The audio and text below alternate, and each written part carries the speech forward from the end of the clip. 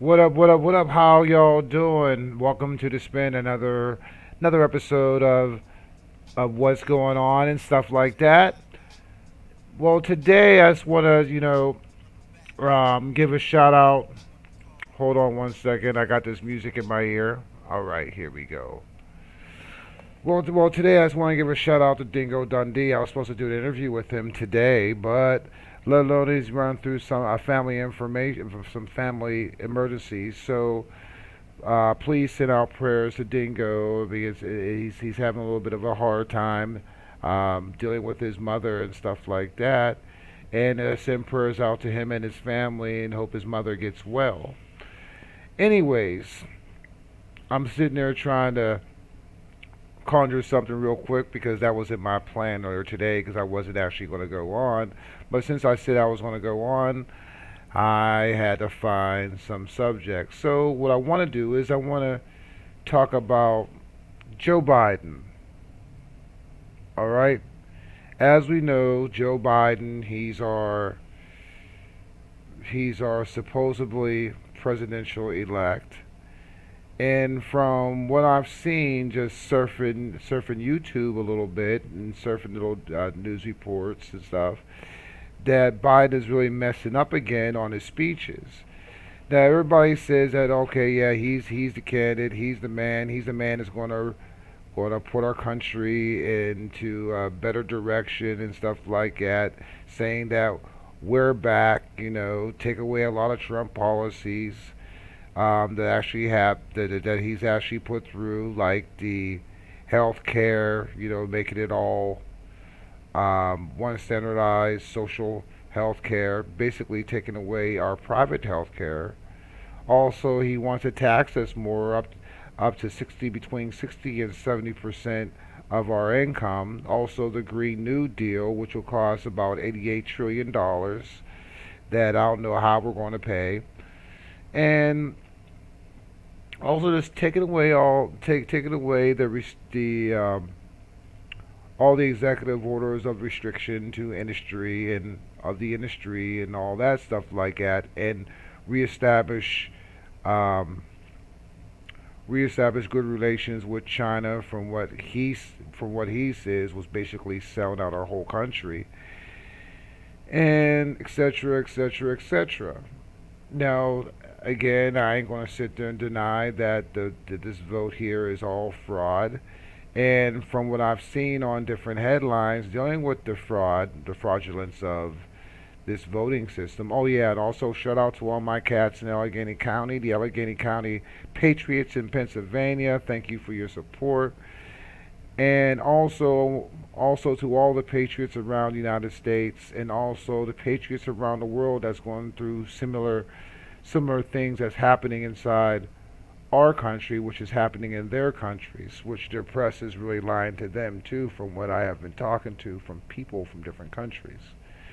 Again, we will reschedule the interview with Dungy Dundee with Dingo Dundee, and once he gets through what he's going through and stuff like that with his mother, we'll be sure we talk about the economic economic situation in Australia, how it affects Australia, and also in generalization how it affects the world.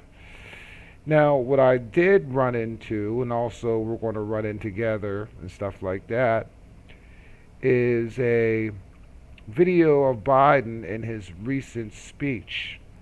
Again, of him losing his mind and all that stuff like that, even though he's our presidential elect, and a lot of the dingbats out there want to say that he's the man to sit there and run this country, yada yada yada, and all that stuff like that. And let's sit there and really just sit there and look at it.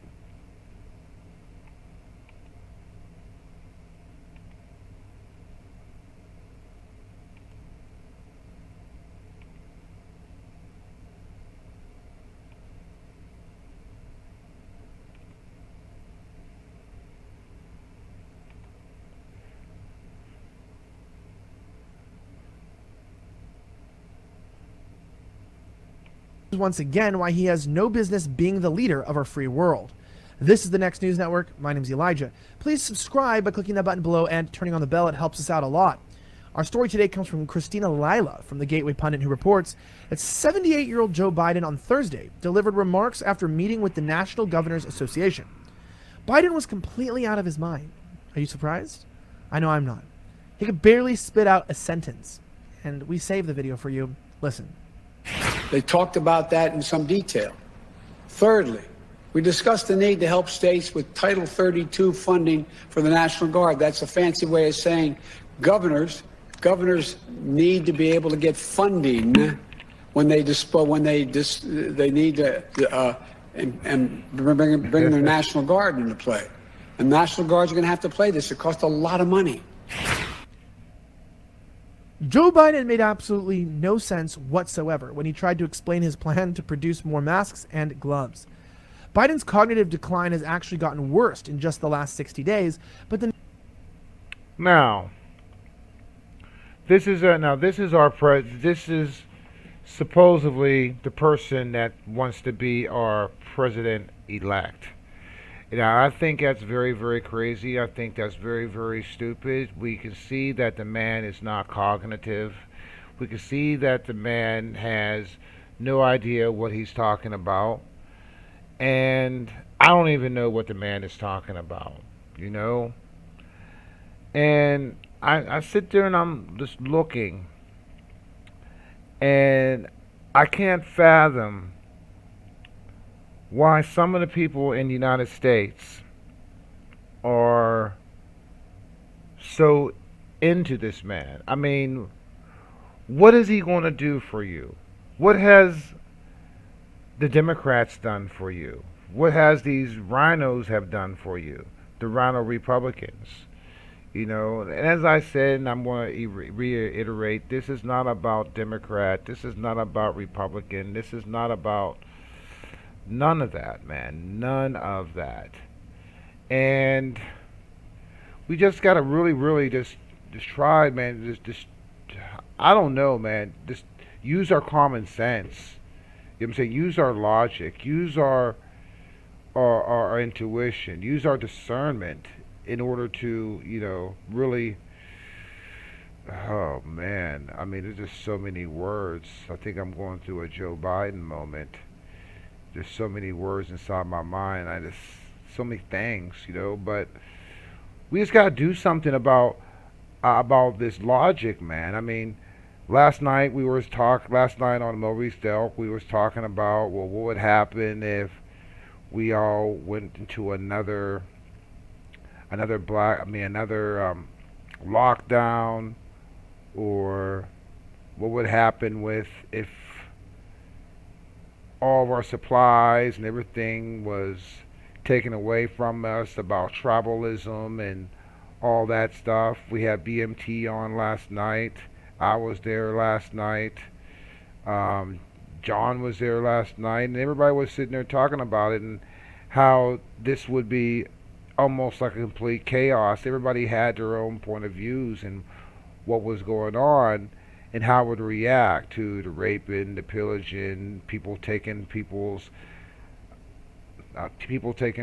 supplies, food, water, whatever. I mean, to me, it'd be almost like a Mad Max type world if you really, really would look at it, and a tribalism between different towns and stuff like that, and a protection and protecting ourselves against other people, and it just be a complete, catastrophe inside the United States.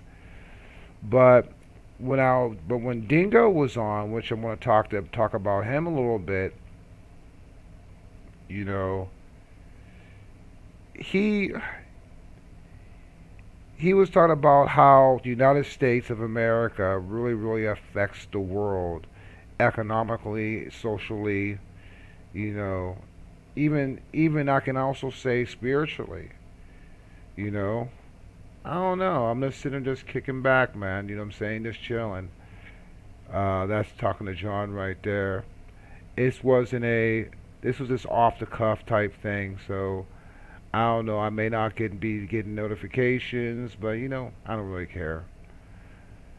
But anyways, as I'm sitting here and I'm looking at this, Dingo brought a good point up, and I really wanted to elaborate on that tonight, and I will elaborate on it when we actually reschedule the interview. That the whole world is depending on us, on where we go, on how our country uh, will manifest itself in a couple years. And our reason being I say manifest ourselves in a couple years is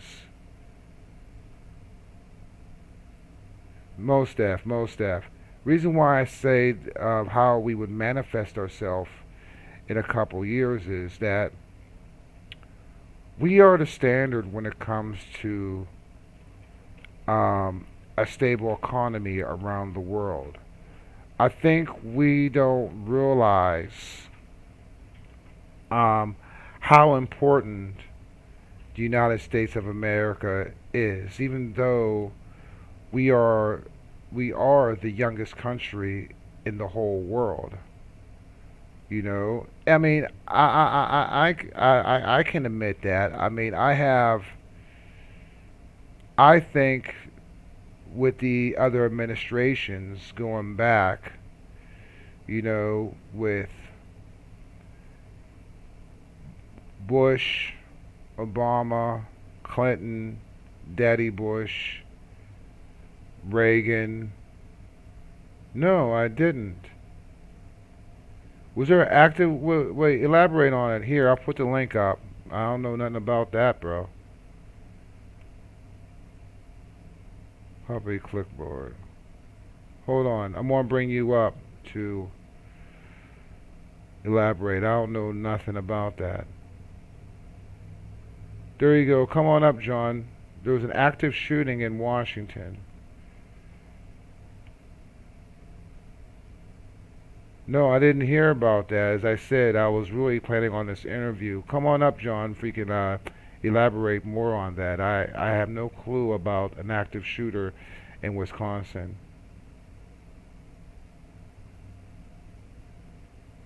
If you can.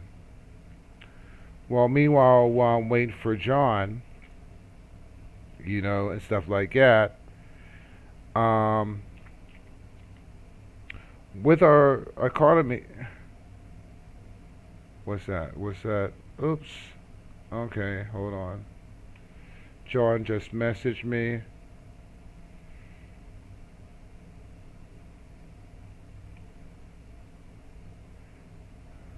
Okay. Alright guys, what's going on? My name is Louis. Today is November 20th. All right, what I'm going to do is I'm going to put this above. This is like breaking news.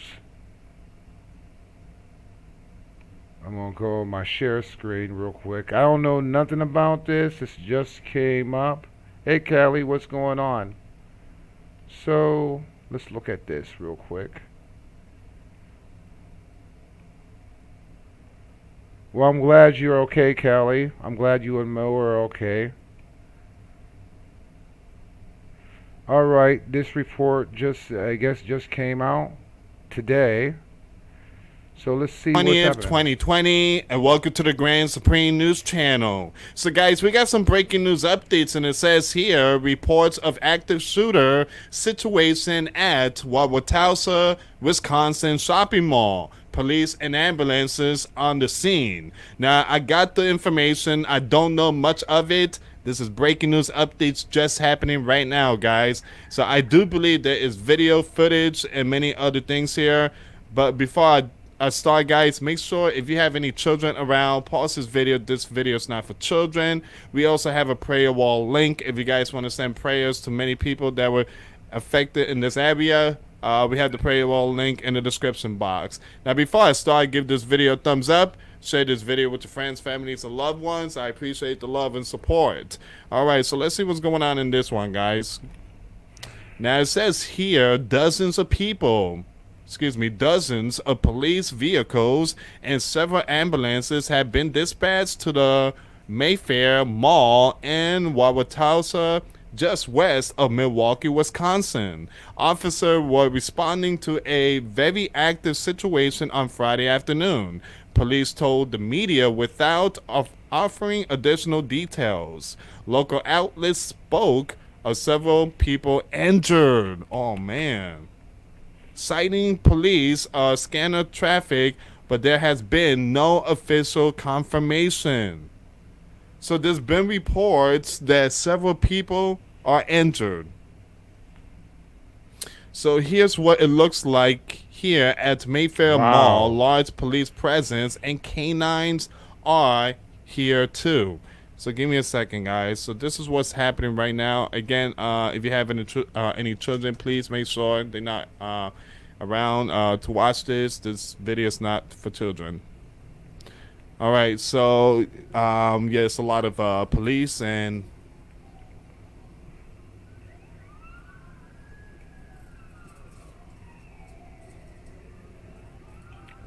Wow.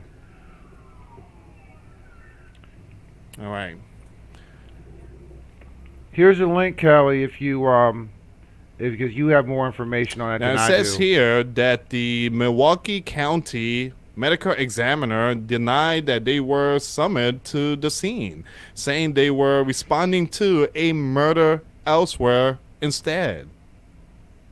So medical examiner tweeted out that MCMEO is not responding to Mayfair Mall. We are responding to the homicide of an adult male in a 4800 block of West Hampton. Milwaukee police investigating. So the roads surrounding the mall have been closed off for what police called an emergency incident. News helicopter hovering over the mall showed two people being loaded into ambulances outside, while unofficial reports said the total number of injured may be 5 or more. A woman inside the Macy's store told WISN TV that she heard between 8 and 12 gunshots. Another witness said she saw a group of kids just running out of the mall. So it might have been some gang related stuff. Let me just refresh the page. But as of right now, guys, from what we are hearing right now, multiple people are in critical condition.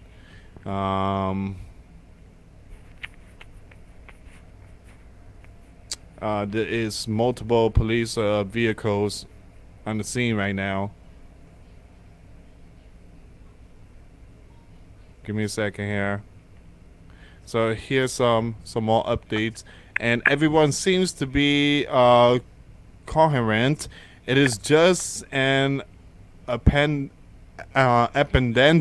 nothing fatal at this point. An officer responded to the scene, radioed dispatchers. The Milwaukee Journal Sentinel reported. Truly apologize about the words. Okay, so I do believe that this could be some kind of gang related. This is It doesn't seem like this is some kind of a terror, you know what, situation going on here. I don't believe that's happening here. I do believe that this might be some kind of gang related something. But from what I heard, there is at least 5, maybe more people in critical condition. There's been report that 2 people were being taken inside the ambulances.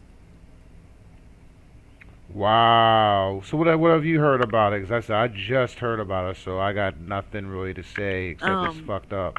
Mo said that like 7 people he thinks got shot, or something happened with 7 people. I'm like, the only 2 things I can come up with was, like he said, either gang violence or somebody lost their job. I don't know. It's been like probably Oh, some crazy. by the way, this is Kelly Ray, co-host of Thick Skin Only. Oh Uh, God. yeah, man. Gotta give you your props, man.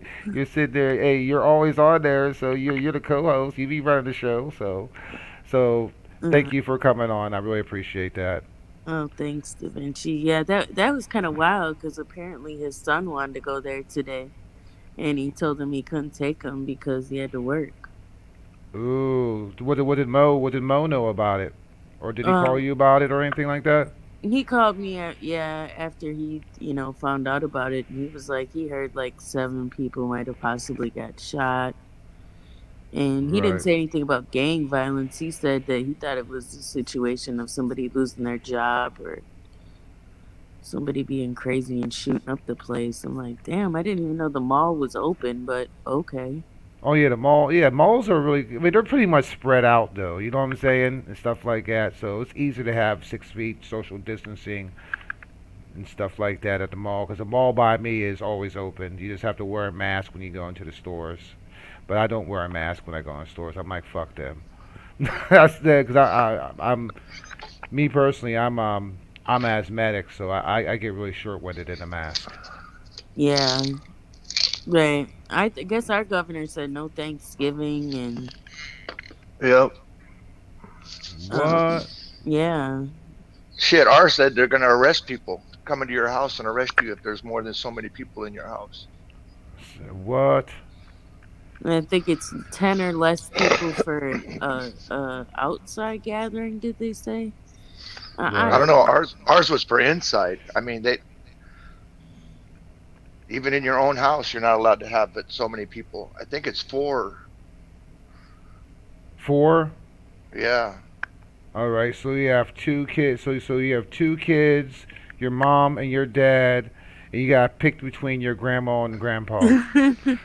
I mean, that's what it looks like to me, man. I saw an ad. I saw a report today, right? That the New York sheriff is basically saying that they're not enforcing uh, Cuomo's Cuomo's basically, I'm going to call a ban on Thanksgiving. The cops said they're not going to do it. You know what I'm saying? They refuse to do it. And I urge all police, law enforcement around the United States and stuff like that, don't comply with family. Don't comply with family time. You know what I'm saying? And stuff like that because that's just outright wrong, unconstitutional, and immoral. You know what I'm saying? I go Thanksgiving's a time for family, and family's family, and they can't strip that from us. You know? Well, they're trying damn hard. I That's why I wrote in the comment section. I'm over it. Like today, they had a what was it? A briefing about prescription costs. I'm like, are you fucking kidding me? This is what we're talking about right now. Wait, Like prescription what? Drug the cost. yeah the president spoke about prescription drug costs. I'm like, are you serious? This is what we're talking about. But you know that is important, man. The reason being I say that's important because I know a lot of people that are diabetic and the prices for insulin, the prices for drugs, and all that stuff. That is important because sometimes, man, especially people that don't have insurance and all that stuff like that, the prices are really high. That is a concern. No, that is important, but at this point, I feel like they're playing with our emotions. It's like maybe this is I'm just getting over excited about it, but it's like either I don't know, shit or get off the pot. That's how I feel. Like I understand. She wants a resolution to the presidential election already. yeah, it's like So I'm over it. I You mean, know, it took like what was it 5 weeks for the Gore for the Gore election to yeah, actually 36 yeah days. 36 days. So you know what? I mean that we just gotta understand that just takes time. You know what I'm saying? I mean, you know how the court systems are and stuff like that. Oh yeah, matter of fact, that the Dominion, what was it? I think it was the Dominion CEO or the Dominion or one of the people that runs the Dominion company, right? They backed out of a hearing. yeah, yeah, they did. I saw Yeah, that, yeah, they didn't show up. Mm-hmm. which And doesn't make sense. If you're not guilty, why would you I not think that was show in up? Michigan. I think that was in Michigan. that was in Michigan. Yeah, I Yeah, think so. yeah. I'm like sitting there just looking at this, right? I'm like, really? I'm like, wow. And for all y'all, don't you think that's funny? I mean, I don't understand. How could these rich folks? I mean, I know they don't got a subpoena. You know what I'm saying? It wasn't subpoenaed. It was supposed to be voluntarily, which I think they're going to get subpoenaed or go to jail. Yeah. You know, but at the same time, you know, if there was no fraud inside the election, right? If there was no fraud whatsoever, why didn't they show up? Well, Yeah, maybe they didn't want to. Maybe they didn't have an attorney. Maybe they didn't want to yeah. incriminate themselves because, truth be told, I'm not coming unless I'm indicted or subpoenaed. I'm not showing up either. But that's just me. On a good faith, come talk to us. Fuck you. No. Yeah. Well, But I here, have I have a problem with Mark Zuckerberg being able to give 300 million to pay for the employees that actually counted the ballots. How is that legal? wait, okay, If I'm a elaborate, billionaire, I can hire the people that are counting the votes. elaborate on that a little bit. He gave 300 million, and it went to paying for the elections. Their cost and stuff. Their labor cost. Isn't that? Oh, okay, wait, okay. So the labor. So what you're saying is that the labor cost. Why was Facebook involved in actually the actual Well, I've seen the electoral ads. business? Well, I've seen that, yeah, and I've seen the ads. They even had ads about, oh, make sure you vote this time and all this. And if you went on Facebook, remember they were really pushing about voting and everything. And But then, that was ever then. If it was just, I mean, I'm not sticking up for Facebook or anything. You know that. I mean, look at on the corner. Fuck Facebook. You know what I'm saying? But anyways, I'm not sticking up for them. yeah, well, I But don't think any private person or any group should be able to be involved in paying the people counting the votes. oh, this was That's dealing with that. counting the votes. Yeah.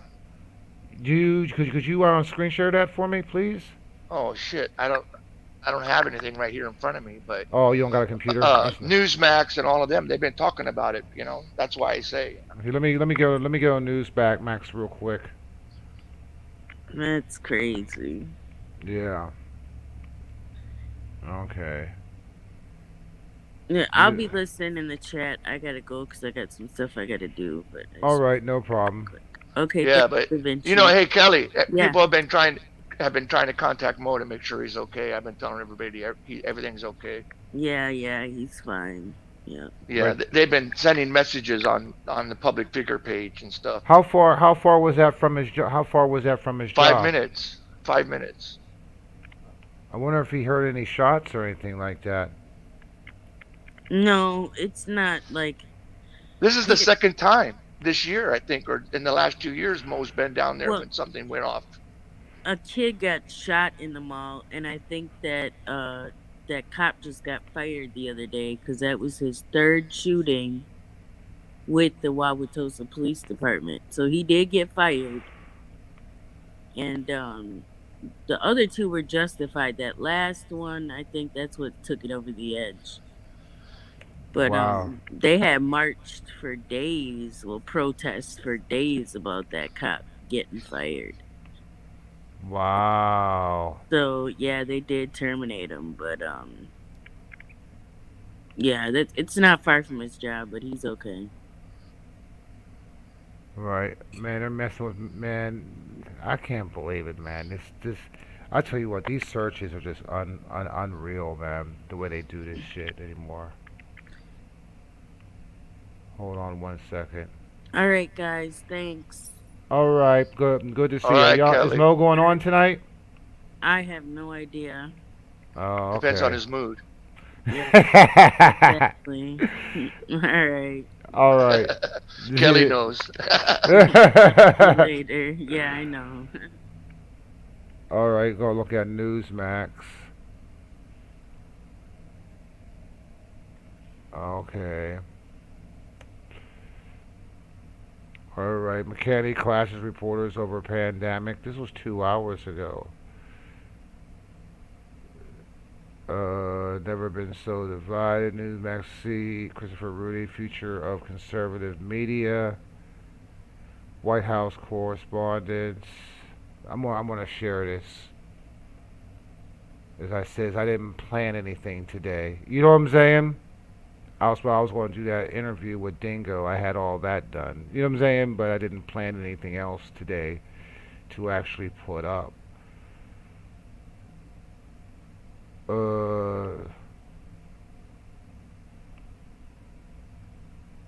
Share. Okay. Oops. Wrong one. Hold on. I messed up.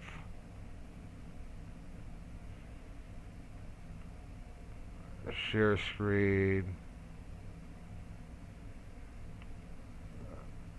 Okay. I'll get to you in a second.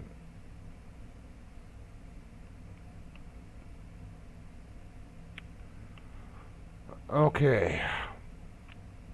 All right. Now I have that on screen. I'll get John back on. Michael Hood. What's up, Mike?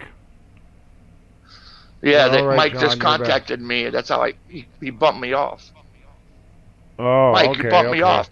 That's why I had to leave and come back. I had audio. All right. All right. Your internet sucks, Mike. I'm going to look at this. Okay, let's see what's on Newsmax. See what we have. This looks interesting. November 20th, McKinney clashes with reporters over pandemic and voter issues. Let's see what she got to say. Pfizer and Moderna reported the highly successful results of their vaccine development, each achieving a COVID vaccine that is over 90% effective. We know Moderna is 94.5% effective, Pfizer 95%. That is extraordinary. In July, the Trump administration, as part of Operation Warp Speed, agreed to provide Pfizer with $1.95 billion to manufacture and distribute their COVID vaccine, allowing this vaccine to be provided free for the American people. While Democrats were pursuing a highly divisive and entirely baseless impeachment endeavor as far back as January 13th, this president, the Trump administration, and the National Institute of Health was partnering with Moderna and working on this vaccine Carolyn, how you for the doing? American people. But that's not all. This administration has remained engaged on the development and distribution of a safe and effective vaccine throughout the year. Began in January and continued thereafter. On May 15th, Operation Warp Speed was launched. On September 16th, we released 2 documents outlining a strategy to deliver a safe and effective vaccine. These documents were the strategic distribution overview and the interim playbook for state, tribal, territorial, and local health programs and partners. On September 23rd, we provided $200 million to jurisdictions to support plans for eventual distribution. On October 14th, we provided $31 million to Sitvia for vaccine-related consumable products. On October 16th, we made agreements with CVS and Walgreens to administer vaccines to residents of long-term care facilities. On October 21st, under the PrEP Act, we issued guidance authorizing qualified pharmacy technicians to administer the vaccine. On October 30th, we announced that McKesson Corporation will produce, store, and distribute vaccine ancillary supply kits on behalf of the Strategic National Stockpile to help healthcare workers who will administer the vaccines. And on November 12th, we announced the partnership with large chain pharmacies and independent regional ones to deliver safe and effective vaccines. The unprecedented response to this pandemic has already saved many American lives. And as you can see, this timeline was ongoing. This was a long process and one that we are very proud of. Now, with multiple safe and effective vaccines just around the corner, we urge all Americans to wash your hands, socially distance, wear a mask when you cannot do so. And with that, I'll take questions. Kevin. David, thanks. I'm going to ask you a question that I'm asked fairly often away from the White House, and that is with respect to what Rudy Giuliani and the legal team on the campaign side had to say yesterday. People asked, let's suggest that, yes, there is evidence of fraud, irregularities, even malicious intent with respect to vote totals. The question is, what then would be the pathway or strategy to overturn what the campaign believes is a flawed election? Are we talking about a judicial pathway? Are we talking about a legislative pathway? And a follow-up, how soon might Americans be able to get their hands on a COVID vaccine? Yes, so to your first point, I would say this. There's been multiple pieces of litigation filed across the country by various individuals, the campaign and others. I will leave it to the campaign to make those determinations as to how to proceed. But the president's been very clear. He wants every legal vote to be counted and to make sure no illegal votes are counted. But with regard to a vaccine, we believe that there will be 40 million doses available by the end of the year. Again, this is extraordinary. This is the fastest vaccine in history by fivefold. It's really extraordinary progress. You've heard Dr. Fauci, among others, say that, and it was only made possible because of this president who said at the same time I'm pursuing a vaccine, I'm going to do something novel. I'm going to manufacture it. So many American lives will be saved thanks to President Trump and the great work of Operation Warp Speed. Can I follow up one more? Just one thing about the COVID vaccine. Is there a concern inside the White House that a lack of working with a potential or presumptive President-elect Biden team will somehow slow down the distribution of the COVID vaccine? Yeah, I'm glad you asked that question. It's an important one, and not in the slightest, because in fact, I did hear the former vice president say yesterday he was concerned about not being able to distribute a vaccine. He shouldn't be. Maybe he hasn't seen, but we have publicly available that plan that I mentioned in my opening. It's the COVID-19 vaccination program, the interim playbook for jurisdiction operations. This is publicly available if the former vice president would like to read through it. Beyond that, I would say say that we've already, going back months, partnered with the 64 jurisdictions in this country to make sure that they each had individualized distribution plans. Those have been assessed. Those have been made certain that they're good and operational. So this work has been ongoing. There's a distribution plan in place, which is why you heard General Perna say yesterday that within 24 hours of getting that EUA, the emergency use authorization, we will be able to distribute this all across the country. When are you going to make the law? Yes, Kevin? Yeah. Sorry, Mario. Okay. Thanks, Kaylee. What is the president planning to discuss this afternoon with the two Michigan lawmakers? And will he ask them to have the state legislature appoint electors who will support his reelection? What's the nature of that meeting? So he will be meeting later on. This is not an advocacy meeting. There will be no one from the campaign there. He routinely meets with lawmakers from all across the country. When will you admit you lost the election? Kaylee, at what point does the president concede the race and allow for a proper transition to the Biden team? So right now there's ongoing litigation. There are, what we know, 74 million Americans that voted for this president. That's more votes than any president has gotten in history. It's really extraordinary. And there are very real claims out there that the campaign is pursuing. 234 pages of affidavits publicly available in one county alone. That's Wayne County, and 2 individuals on the canvassing board there that have declined to certify. So these are real claims. These individuals deserve to be heard. This was a system that had never been tried in American That's almost history. a third of the Mail-out population voting It's one that we have identified as being particularly Trump, prone and to could get fraud. even So more. those claims deserve to be pursued.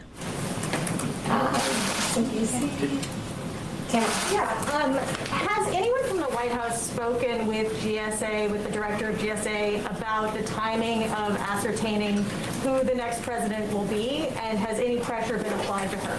Absolutely not. GSA will make the determination of ascertainment at the right moment. Right now, there's a constitutional process that's being played out. There are questions being asked in court, but the GSA will determine when ascertainment is reached. Can I just ask one other question, which is Senator Lamar Alexander today has put out a statement encouraging the Trump administration, in the absence of ascertainment, to begin allowing the Biden team full access to everything they need for a transition, access to agencies, access to real-time data. What's the harm in doing that? So there's a Presidential Transition Act that determines exactly what an administration needs to do in advance of an election, and we have done everything statutorily required, and we will continue to do that. It's after the election now. Thank you. I have a question first, a follow-up on the transition.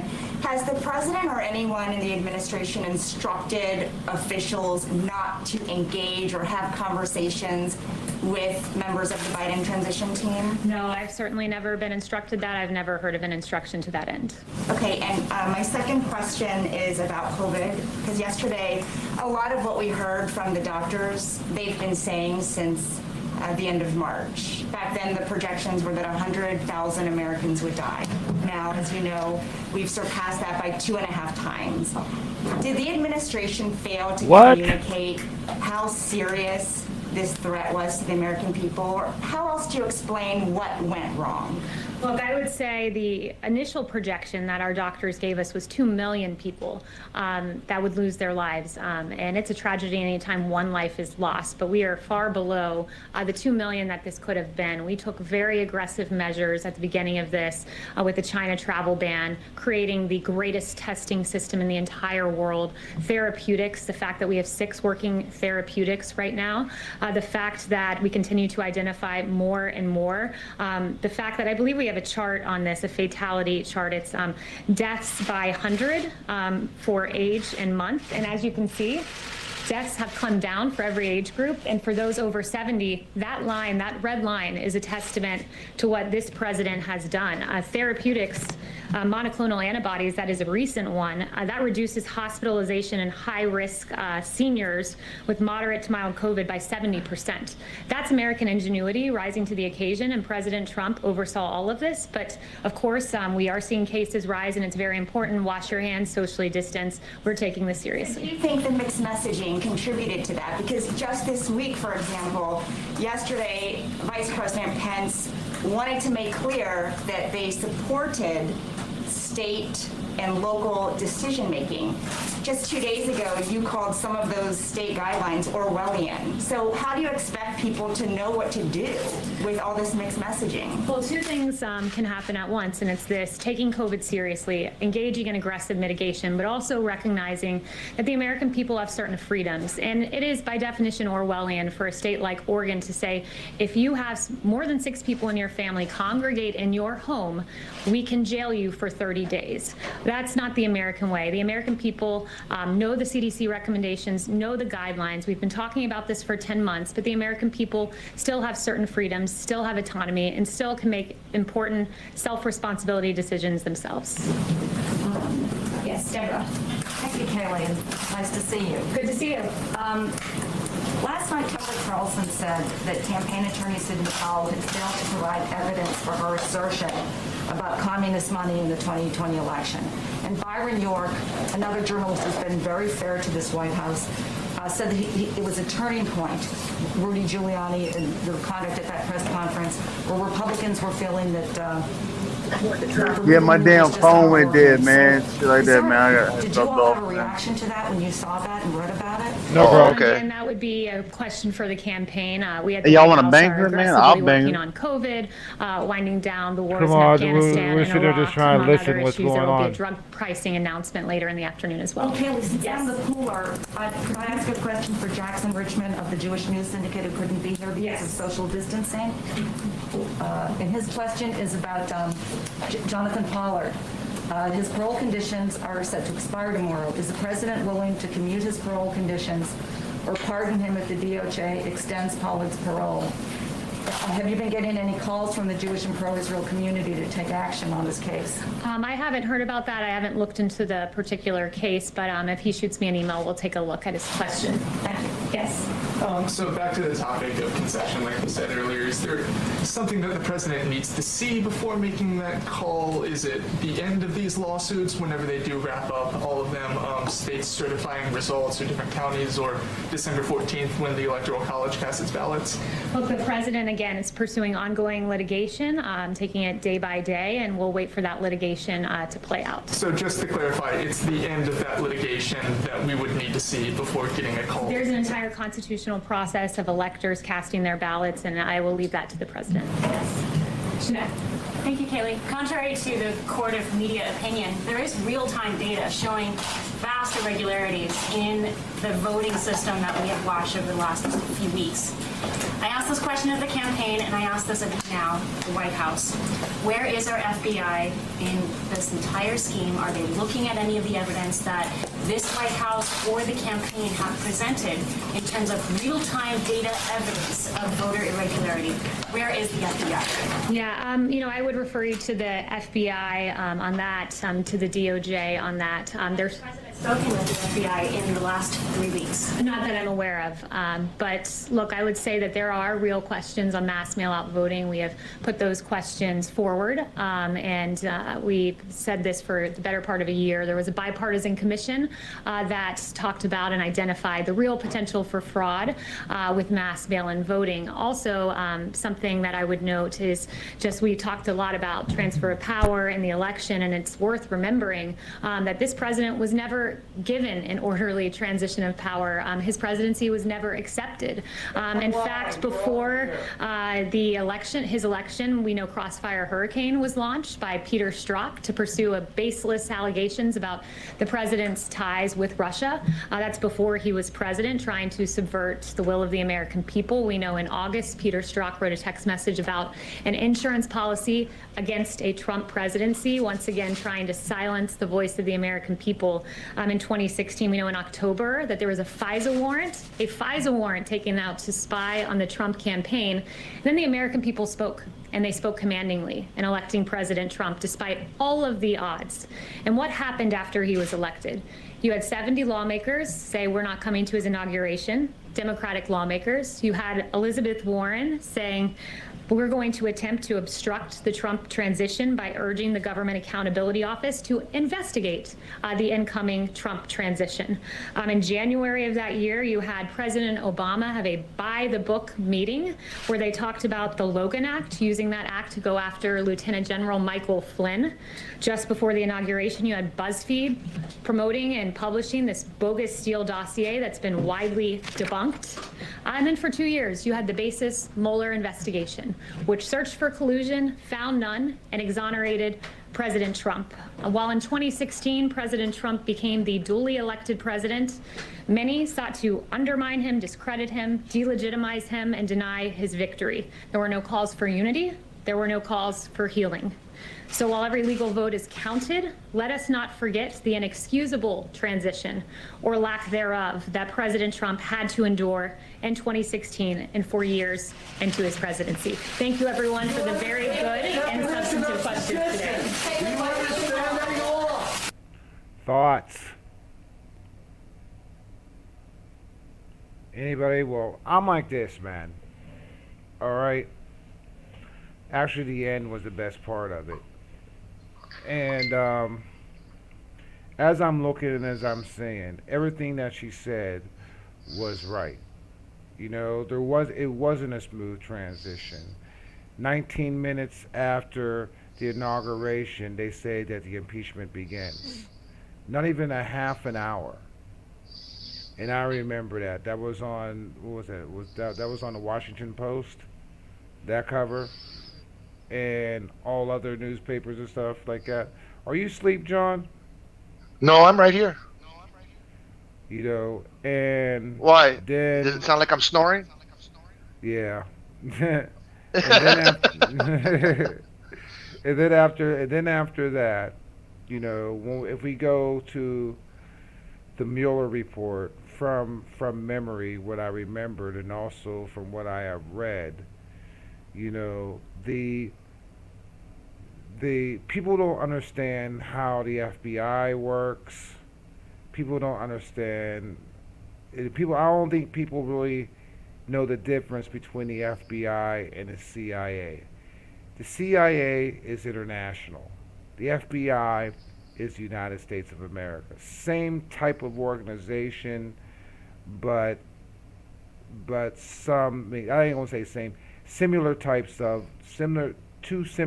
organizations, but vastly different. One ending in the continental United States, the other intercontinental, meaning outside of the United States. And what the FBI does, especially unless people don't know, they have this document called the Jones Report. All right, and what a Jones Report is only about the investigation, which the investigation from the Jones Report from the FBI is always inconclusive. Now what the press been doing for the past 4 years, they were using the FBI and the inconclusive reporting that they've done through their investigation and making it be fact. There's no, or wait, let me reword that. Yeah. An inconclusive report has no power for indictment, because all that goes to the DOJ, the Department of Justice, from the Department of Justice to the IG, the AG, then henceforth indictments and subpoenas. All right. Only thing is what they have researched, what they have observed, what facts they were given, and then the AG and IG, DOJ figures out if it's a plausible case to continue into our court system. All right, and I think that is the Department of Justice, the court system and stuff like that, which goes through the little circuit courts and stuff that they have, like the Supreme Justices in different districts and stuff that they have in the United States. So that being said, what the press did was that they took the Jones reports and made it all out like, okay, these are indictments and all that type stuff. I mean, you can interject if I'm wrong, because I may have a little bit wrong, but this is just from memory and understanding. Thanks to Dan Bongino, you know what I mean, for actually explaining that from my understanding. And so all these Yeah, but the so they CIA has been involved locally, you know what I mean, within the United States with that hammer and scorecard. oh yeah, well okay, well us get into that. Let me And even explain even that. Dominion is also from the CIA because they used it in other countries to manipulate elections. All right, with the CIA. Do you ever hear what was it? People were talking about this thing called the Five Eyes, which the Five Eyes is, Yeah, you know what I'm saying? But the Five Germany, Eyes is England, really all Australia, Italy. Italy, right? So Yeah, also there was an operation called Operation Dragonfly. Did you hear about that? yeah. Okay. Basically, that was what happened was, okay. I don't know when. I can't give you a year exactly. I wish PA was here. I wish Political Avenger was here. I sent her one, but I know she does her own thing. But she sometimes she comes on and she hits me up, and sometimes I can't even come on hers. You know what I'm saying? Because I'm busy. But anyways, I wish she was here at this moment to explain it a lot better. But here's what the CIA. Here's what happened. Okay, there was a from the Patriot Act. Okay, this is we have to go back to So you're going 2001. back to like 2006 or something? Well, Well, 2002. originally it was 2001. Yeah, 2000 2001 after 9/11. after 9/11. All right, after the Patriot Act, they developed a program called Hammer. What Hammer did Yep. was basically Okay, I this don't is know this now. I yeah don't know about this.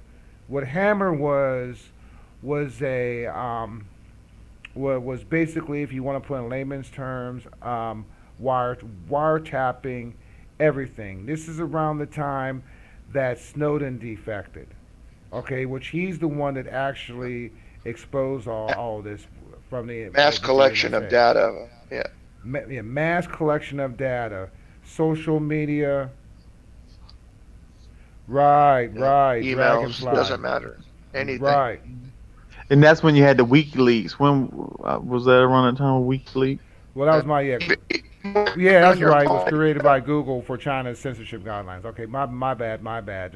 Yeah, As I said, there's so yeah. much information. There's so much information out there, so that's my error. Carol, won't you come out here, man? You know a lot about. Help me out on this. But anyways, back in 2001, after the Yeah, it had to do Patriot with Act, the social your social score. right? You got a social media score and all that. Yeah, it was. There's so many blame names of different Operation Crossfire, and there's so many different operations and stuff like that, and that it gets confusing. You know what I'm saying? Even I don't care if you're the smartest dude on the fucking Yeah. planet that's a regular person, you'll never. You know what I'm saying? But anyways, back to nature and Yeah. Hammer. Hammer was basically a mass collection of everybody's social media, phone calls, texts. This program can go through anything. And from what I believe, who was in line with all this, that basically gave the keys to the back doors that nobody's saying. This is what I believe that A&T, AT&T, Verizon, back in the day there was MCI, which all these companies were bought up, or maybe it could have been like MCI, WorldCom, and all these different communication companies before they were bought out. Already the back door keys was already inside these companies. You know what I'm saying?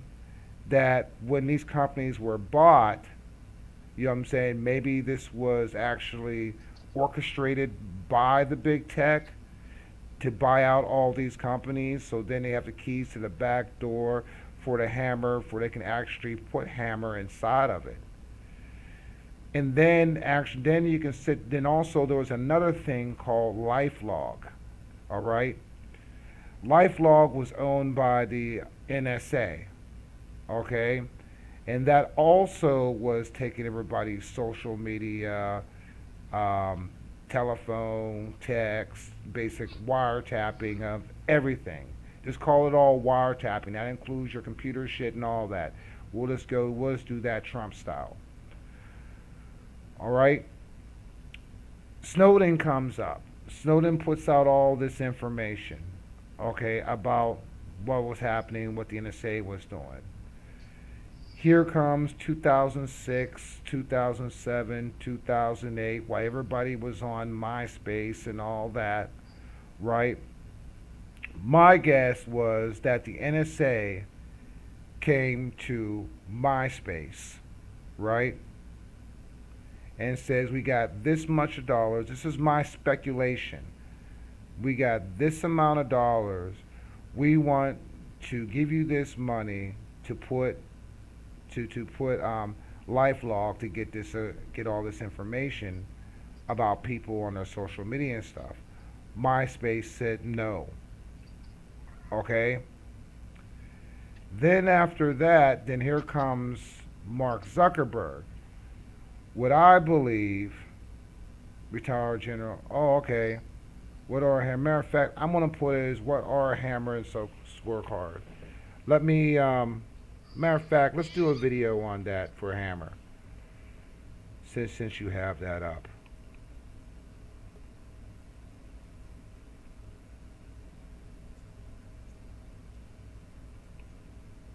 Okay. What I'm gonna do Oh, now I lost my sound. is take this off, and I'd rather have this up. You know what I'm saying? To explain what is hammer. Time for school, y'all. Time for school. Because it's very hard. It's very hard to explain. So we let the professionals do it. Excuse me. And welcome back, my friends. We're honored to be joined by retired Air Force Lieutenant General Thomas McInerney. Sir, thank you for your service to the country on this Veterans Day. We appreciate having you here. And unfortunately, we're talking about election security today. Now, many folks and viewers have been hearing a lot about something called hammer and scorecard. First, tell everybody what it is. Well, hammer and scorecard. Hammer is a surveillance tool designed to seek out terrorists, started in 2003. 2003. It was converted by the Biden administration into a surveillance tool to listen to American people and record what they were doing. The scorecard is an application like on your iPhone that can manipulate voting data, keep it within 3% so it's not obvious, but switch it from Trump to Biden, which the Democrats did in this election. And it is clearly one of the most subtle and stealthy ways of changing voting that there is today. And this is the first massive attack in the United States history. So now, there'll be no more free election, Chris, after this one, yes, if we get this issue resolved. Well, General, I got to ask, because is there verifiable information that the Trump administration can use, that our citizens can see, that we can say that it was deployed in this election against American voters? Yes, and we will show specifically at what time. For instance, in Michigan at 0400 on the 4th of November, 138,000 votes came in for Biden. We'll show a whole host of these that around the country in the key battleground states that were attacked, the time and how many votes were changed, and we'll have to compare it manually to the votes that went in to the Secretary of State's office and then that came out, the differential. Because people must, they all realize, I think, that the voting machines are not hooked up to the internet. There are some in Texas that are, but in general they are. They're bundled, go up to the state Secretary of State, and there at certain points they're shifted onto the internet and distributed. And that's where Hammer is put in, and they put the scorecard application on it and manufacture a different vote total, in this particular case, in favor of Biden. This has to be proved because it'll have to go to a court of law. In general, of course, that this all begs the question now, if this is going to be demonstrated and shown, who has the sophistication and the technology advanced enough to pull something off like this off? Who did, if this did happen, who did it to us? Well, I don't know who specifically did it to us, but the fact is, and I'm just starting to hear that the Russians and the Chinese were playing with us as well. And so I can't give you the names. I can tell you that Jim Clapper and John Brennan, the former DNI and former director of the CIA, were involved with the program. 2 weeks after President Obama came in, they shifted it over to a separate CIA facility and went and started listening to US. So the people I don't know exactly, but it benefited the Democratic Party. So obviously they were involved with it to shift the voting. And the reason that's important and a great question, Chris, is because you've got to look at the whole situation that we're involved with. Here you had Vice President Biden had a record number of votes, larger than Barack Obama. Now, for a person that didn't do any campaigning, and the largest crowd he had were 12 cars with people blowing horns, never getting out of the basement, did not do one press conference that was an hour long and got real questions, to have gotten the number of votes, the record number of votes he got, that in fact belies the smell test, if you will. And so these other, what we call points of interest or patterns of behavior is the best term. The patterns of behavior don't track. Look at the down low voting from the House. Not one Republican lost his seat that ran again. Look at the number of House seats the Democrats lost. Look at the Senate is going to go, I believe, in favor of the Republicans with the 2 Georgians. But the fact was, if the weight of voting was so strong for Biden, why don't the down ballots reflect that? So it's the patterns of behavior that we've got to look at, and it's a sniff test.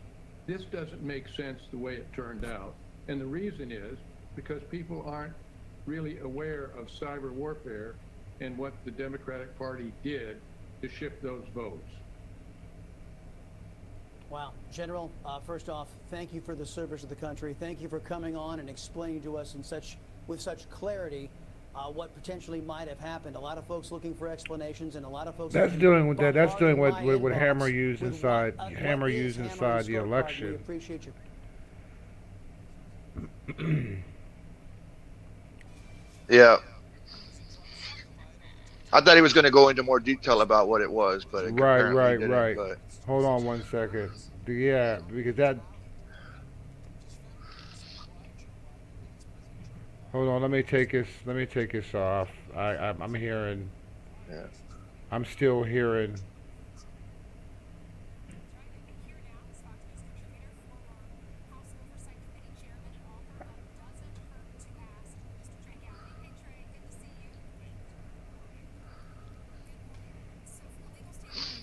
Yeah, and I sent you the video about Zuckerberg too.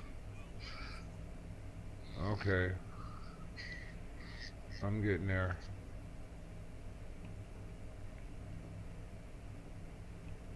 Okay.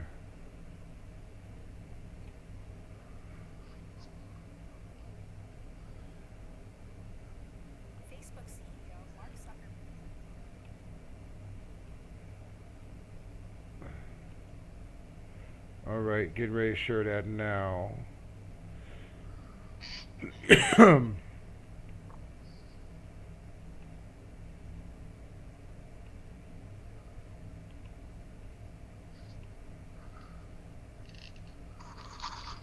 All right, here we go. This is what John was talking about earlier. Facebook CEO Mark Zuckerberg and his wife Priscilla Chan will donate an additional $100 million to help with election security to the Center for Tech and Civic Life. The announcement was made Tuesday. Zuckerberg and his wife last month donated $300 million to assist with election safety, and Zuckerberg posted on his Facebook on Tuesday that he and his wife want to continue to help meet this urgent need in allowing for a safe election. Priscilla and I remain determined to ensure that every state and local election jurisdiction has the resources they need so Americans can vote, Zuckerberg posted. The money is used for voting equipment, PPE for poll workers, and to hire additional poll staff. To be clear, I agree with those who say that government should have provided these funds, not private citizens, he said. I hope that for future elections the government provides adequate funding. But absent that funding, I think it's critical that this urgent need is met.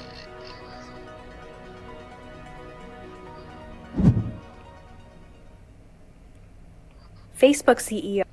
So, I see why you See, said I told that you. was, yeah, I see. And then what he did was that he guised it just saying that he thought that the government should. But but it puts into question, you know what I'm saying, that if the government did put up the Equipment was a money, Dominion. right? But if the government did put in the money, then they would actually give them away if they actually put the money through, because some people, like especially like the finance committee, you know what I'm saying, in the House, they would have to sign off the funds, because little do people know that the House is the ones that writes the checks for anything that happens here in the United States, which I think a lot of people don't know. It's not the Senate. The only thing the Senate can do is block it, but the House writes the check. So if the House would write the check, then, I mean, I'm thinking about this right now. If the House would write the check, the people that signed the check, and then the election would have come out, it was basically a cover using private citizens. That's if I'm sitting there, I mean, this is as I'm thinking about it. What do you think? Yeah, well, to me, my problem is that this is the same guy that has quote unquote algorithms on Facebook that censors conservatives, and now he's involved in getting the equipment for voting machines and all that. I was You know what I mean? With his money? That was the next thing. That was the next thing I was getting to too. That I wanted you to exactly what I'm thinking about. Go ahead, continue. I mean, I'm just saying, how can you trust? You know what I mean? He doesn't have a good background as far as being fair on Facebook, so why would he be fair with the election machine? You know, who knows what algorithm is put in there, you know, and stuff. And then what proves that, you know, lately, that when anybody on Facebook, you know what I'm saying, on Twitter, you know what I'm saying, these mainstream public wanting to be publishing platforms, they're sitting there, anything of anybody put that defaces the election, they're putting that the election wait, it goes like something like the election process goes through very strict guidelines in choosing our president, something like that. Like I almost got the shit memorized because of everybody, because they do it on Trump's post, they do it on my post, they do it on every Tom, Dick, and Harry's post, you know. And then come to find out that Zuckerberg not just donates $100 million for election security, but also at the same thing at purchasing the machines that actually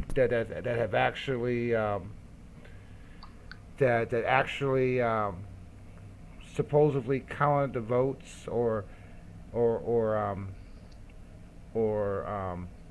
well, basically, you know, the postal machines that counted the votes with the Dominion, Socoa, and that smart whatever. Why do I keep on forgetting smart? Because I want to say smartphone and all that stuff like that. But that smart whatever company that was ran by an affiliate of Chavez of Venezuela, which is located in Frankfurt, Germany, which gives me another question, is And why Barcelona, Spain. in Barcelona, Spain, is why in the fuck are American votes being counted out of country? I mean, all y'all, man, let's just really, really sit there and think about these are American votes. Because the CIA can't operate in the United States legally, but they can operate out overseas. So if the voting is being done overseas, the CIA can have control of it. You know what I mean? But Because then it's not in the United States. It goes back to the question of what are our votes doing overseas in the first place, which is very, very shady from the door. I mean, that's the case in point. That's hit the nail on the head. Why is our votes being sent outside? How you And doing, anything being sent on the internet can be hacked or changed. You know. Yeah, but it still goes like the thing is to even just pinpoint my question, which as the question is already answered for me that it's shady, but for other people that's sitting here watching this, you know, give me where is the logic of American votes going to another country to be tallied? You know, I mean, even if you don't know anything about our voting system and stuff like that, wouldn't that be in people's concern that American votes being counted in another country? You know what I'm saying? This is Democrat, this is Republican, this is liberal, this is conservative, this is constitutionalist. This is even for your basic dumbass. You know, I mean, really. You know, I mean, don't to the dumbasses out there that love Biden and all that stuff like that. And yes, I said dumbass. All right. Don't you think it's funny that American votes are being tallied in Frankfurt, Germany, and in Barcelona, Spain? Don't you think that's kind of shady? Wouldn't you think that? I mean, did it ever come into that pea brain that some of y'all have, that something is shady about tallying votes in another country? I really want people to really think about this. Let's put your Trump hate to the side. Let's put your Biden love to the side. Let's look at okay, your not even your local election. Let's look at your high school election. Okay, let's go as far as high school election. Okay, let's let a high school for your student council be an example, right, of representing the United States of America. An average high school. Real fast, I want to say something. Go ahead. I just want to say, do you know that Mark Zuckerberg's wife is Chinese? Oh yeah, I knew that. Yep. Well, I'm just saying. I mean, there's a Chinese connection right there. You know. Of course. I mean, I don't trust any of that shit. Right. I mean, yeah. We shouldn't. But hypothetically, say, let's sit there and role play this. Okay. That an average high school has about 1,500 students in their high school, from 1,500 to 2,500. Maybe the biggest three, but I'll say 2,500 kids in your very super big high schools. Okay. You have a vote for student council, all right, inside there. And then all of a sudden they use the same machines, the same voting machines and all that to tally up votes. You have your different committees and all that stuff like that you do have in your high school. You know what I mean? And all of a sudden they take all the votes, instead of counting them themselves, they send it to a high school in Germany to be tallied. Yeah. Or a Meanwhile, rival high school. or a rival high school. All right? And they want, and now they were the ones, because they were all in cahoots with each other. You know what I'm saying? They twisted the election of your high school for somebody that you do not even like, that becomes the president of your student council. Now, would you agree with your high school on the way they use their voting system? Not keeping the votes inside the high school, but put into a rival high school to tell you who your student council president, vice president, treasurer, or all that up to. You know, for real. Let's look at now compare that to the United States. Are you sharing this on Facebook too at the same time? Yes. Dave? Yes. Oh, they're gonna get triggered with Zuckerberg up here. Of course, good. That's what I want. You know what I'm saying? That's what I want. Damn, man, you want to get fucked up by I mean, Mark nobody Zuckerberg? nobody I'm not invests afraid of $400 him. million into something I without got expecting Jesus, an man. outcome. I'm not afraid of him. Man, Yeah, you I'm don't have to be afraid. You don't have to be afraid, man. That they run the media, so they control everything. Yeah. So. Right, you know. But nobody's going to call- invest $400 million into something that, they don't know the outcome of. Yeah, they're called occult media operatives. Right, you know. Occult media operatives. They're think tanks. Mm-hmm. Yeah. So I'm urging, like, a lot of y'all out there, you know what I'm saying, that's in social media, that's doing their thing. Like, what makes you think that you're not next? Like as I said, I came from the music industry. You are next, man. I just watched the movie Enemy of the State again. I Right. had to watch it again. But I Shit. came from I'm in I came Facebook from jail the music. now. Yeah. Why y'all I in came- Facebook jail? Don't do some I fucked came up from the shit. music industry. You know what I'm saying? I mean, I've Yeah. seen things in the music industry. I've seen things in the entertainment industry. I've seen how they have act, how they are acting, how they have act, and all that stuff like that. I heard the stories of some of my friends being tried by the industry of donating their butthole just to be famous. You know, real shit. Real shit. Yeah, Diddy is one of them. Diddy. Right. Yeah, I'm talking P. about Diddy. people that I know personally. Oh, okay.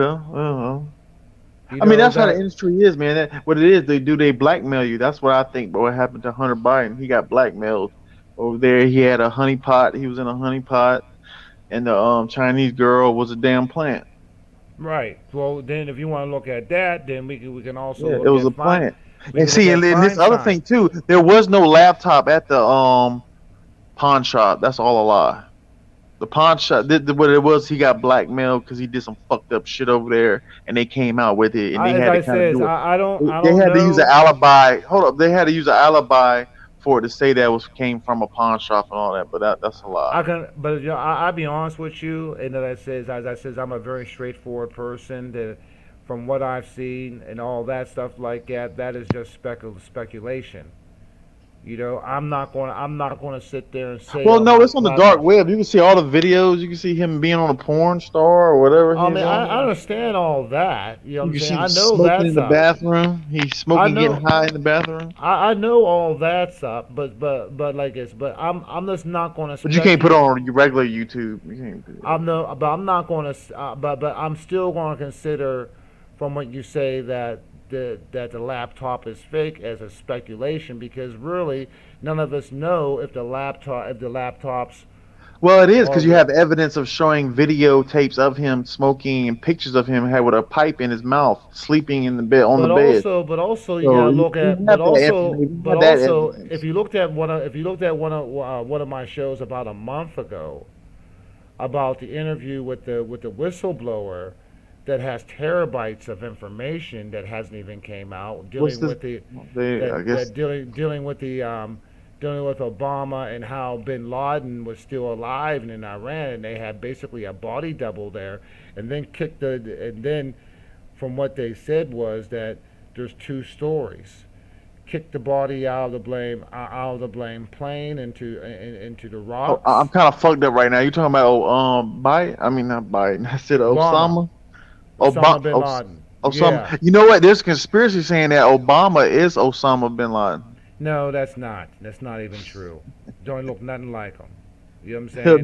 The interview put. There's But some videos back about 10 years ago that were showing some shit up there. right, It was looking but kind as I said, of as I said, we gotta really sift through really sift through our stuff. You know what I'm saying, and stuff like that. But you have to you have to understand about the occult world. The occult world does it any I way that do. you're. You know what I'm saying? I will get to that. You know what I'm saying? One of my shows, but it's not. But it's not the subject. You know what I'm saying? For the show. You know, we're talking about Mark Zuckerberg. We're talking about this Chinese connection. We're talking about the hammer. And we're also talking about, how this fraud came to be. Like as I like to state. Okay, yeah, because we know it came from Dominion. Did you hear the press conference where Rudy? I had that on yesterday.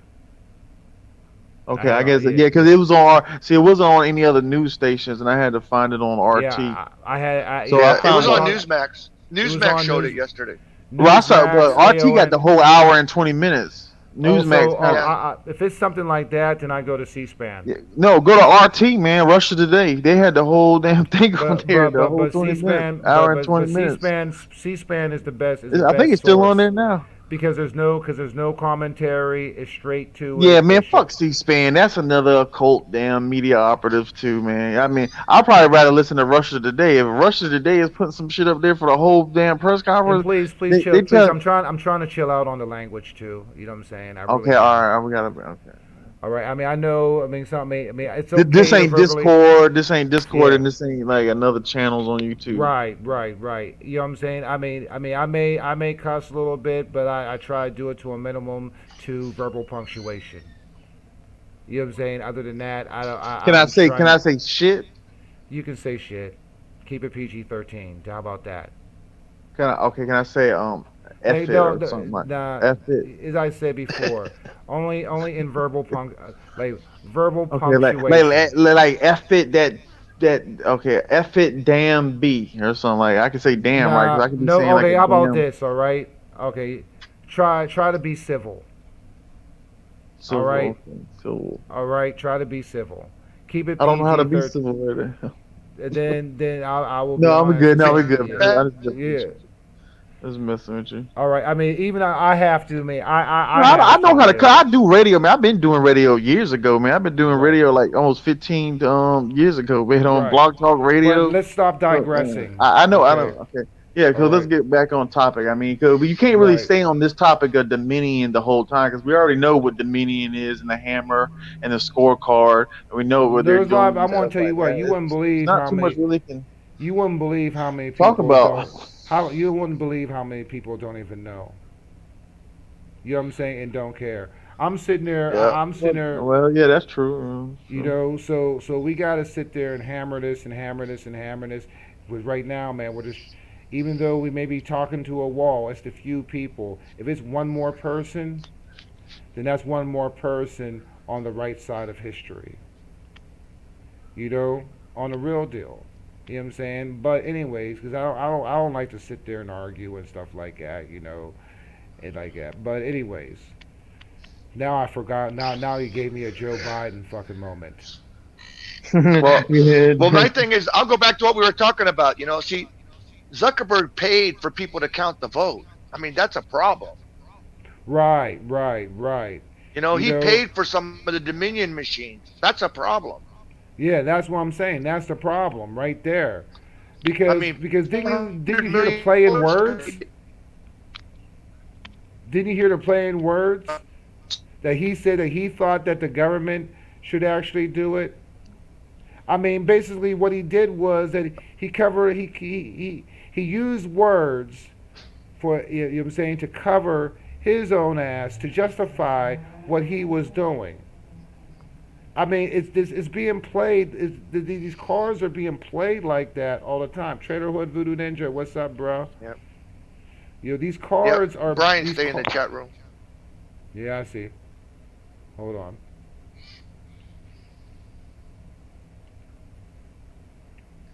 We just have to wait till Trump, man, goes to court, man. That's. Oh yeah, I mean that's what it is. And then you see the press. They're sitting. Oh wait, what was it? When they were saying to one of the lawyers yesterday, when they were saying, "Oh, you're trying to drag this out and all that." Talk about stuff Sidney. like I don't think they were talking to Sidney Powell like that, because Sidney Powell is a pit bull. It was. Oh, you didn't hear about Tucker Carlson yesterday? Tucker Carlson went off on Sidney Powell.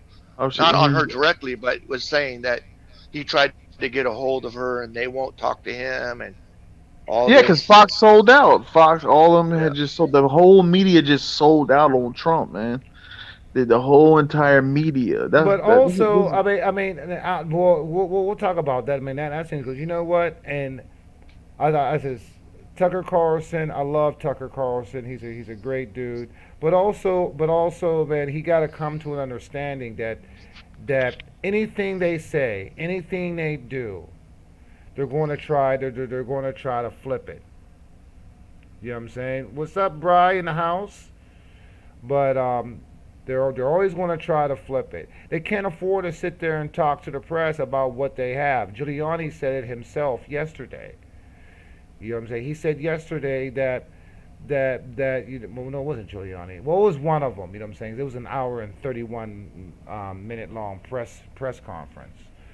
So you know they can't say much, because then what it'll do is it just give them more fuel for them to put a spin on it. You know, so I really think on that one, not down on Tucker Carlson and his platform, not the Fox platform. I think it was that he should have had an understanding of how much is at stake. Yes, he's a great journalist. Yes, he does great commentary. Yes, he's probably one of the best commentators on television, on the mainstream. But I think that he should have had more consideration, or not saying it is, not saying it isn't, or he's a plant himself. Well, he's got to do what his producers tell him, you know, right. And stuff. But, you know, they set up the show. Still in the back of my mind, that's still a possibility. I'm still skeptical. You know what I'm saying? And there's nothing wrong with being skeptical on anybody that's on mainstream TV. Not degrading him. Yeah. You should always do your own research. Everybody, not just mainstream TV. We should be. Yeah. We should always be questioning our government. That's where we've went wrong. Always do your own research. Right. We've allowed our government to just go run uncontrolled and not be questioned or checked. I'm just pinpointing. You know what I'm saying? I got you. Yeah, I'm just pinpointing. Like you know what I'm saying, and exclusively legacy media, because we have, like, I say who I trust more than anybody on mainstream media. I have to go with Judge Jeanine. Yeah. You know what I'm saying? I mean, out of my, the one I trust. I don't trust any of them, but it'd be Judge Jeanine, Tucker Carlson, and what's her name? Laura Ingraham. She be fourth. What's her name on Sunday?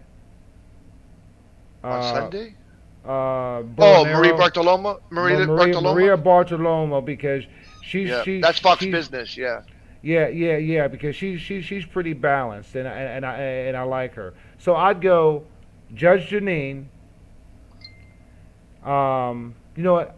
I'd have to put Bartiromo next. Yeah. You know what I'm saying? What about Mark Levin? Mark Levin is in a league of his own because I remember him before Fox. See, I don't really so much trust. I don't. Well, I don't even watch mainstream much of anything anymore, so I can't say who there's no one I do trust. I'm skeptical of all of them, right? Yeah. But I do have people that I do listen to. But due to the fact that they're getting paychecks from a network that doesn't even like Trump or anything like that, that right there, puts me on a skeptical side because number one is I don't know these people. I don't know what they do in their house. Well, that most of these motherfuckers are, making like what is it? Some of these major news anchors are making what $20,000-$30,000 an episode. A month. I'm not even going into how much they make. I don't even care about that. Well, you do got to look into that because how much they make is going to directly affect what kind of rhetoric they're out there promoting, because they're going to promote the rhetoric of the person that's putting money in their wallet. Right, but as I said, what I was going to say is, look, man, it doesn't matter how much it is to me because they're still getting checks by these cats. I don't care how much the money is.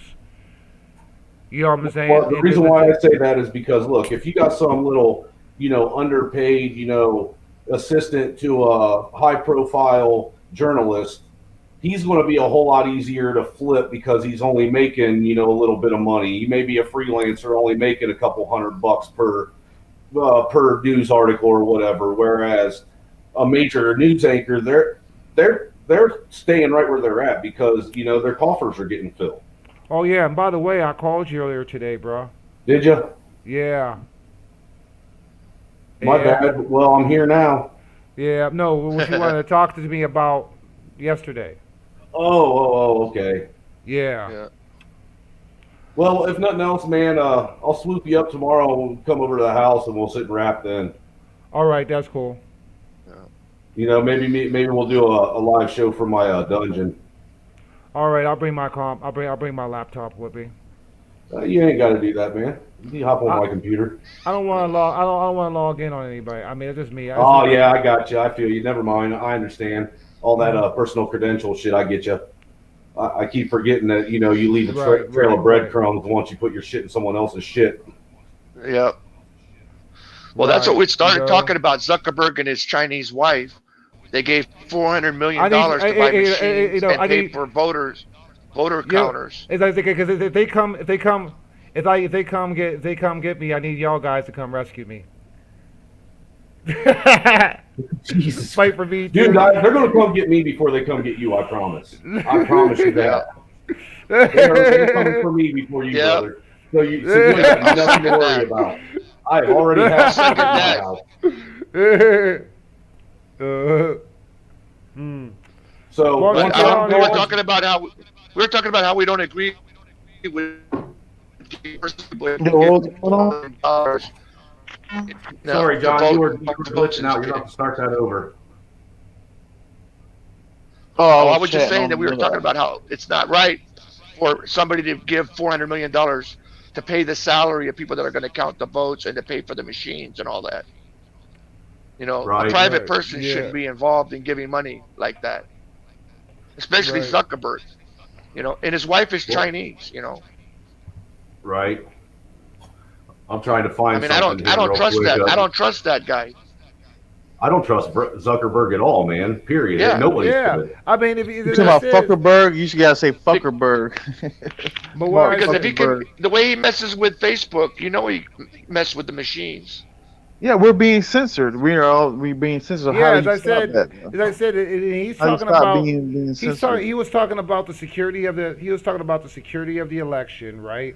And then let alone is that everything that you sit there and you put in about election, he puts up. They put a thing said that about is this fake news or they have a blame. They have a blame on things saying that.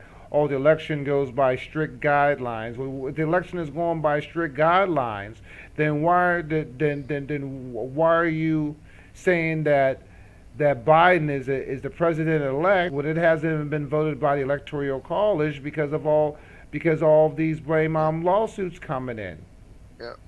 Well, he's got a financial interest. He's got $400 Yeah, million dollars worth of and financial interest. And plus you have the Google staff, the major pipeline around the world that's going into the blame by the administration. yeah, You in his know, cabinet. Yeah. really, people out there, do you really think this?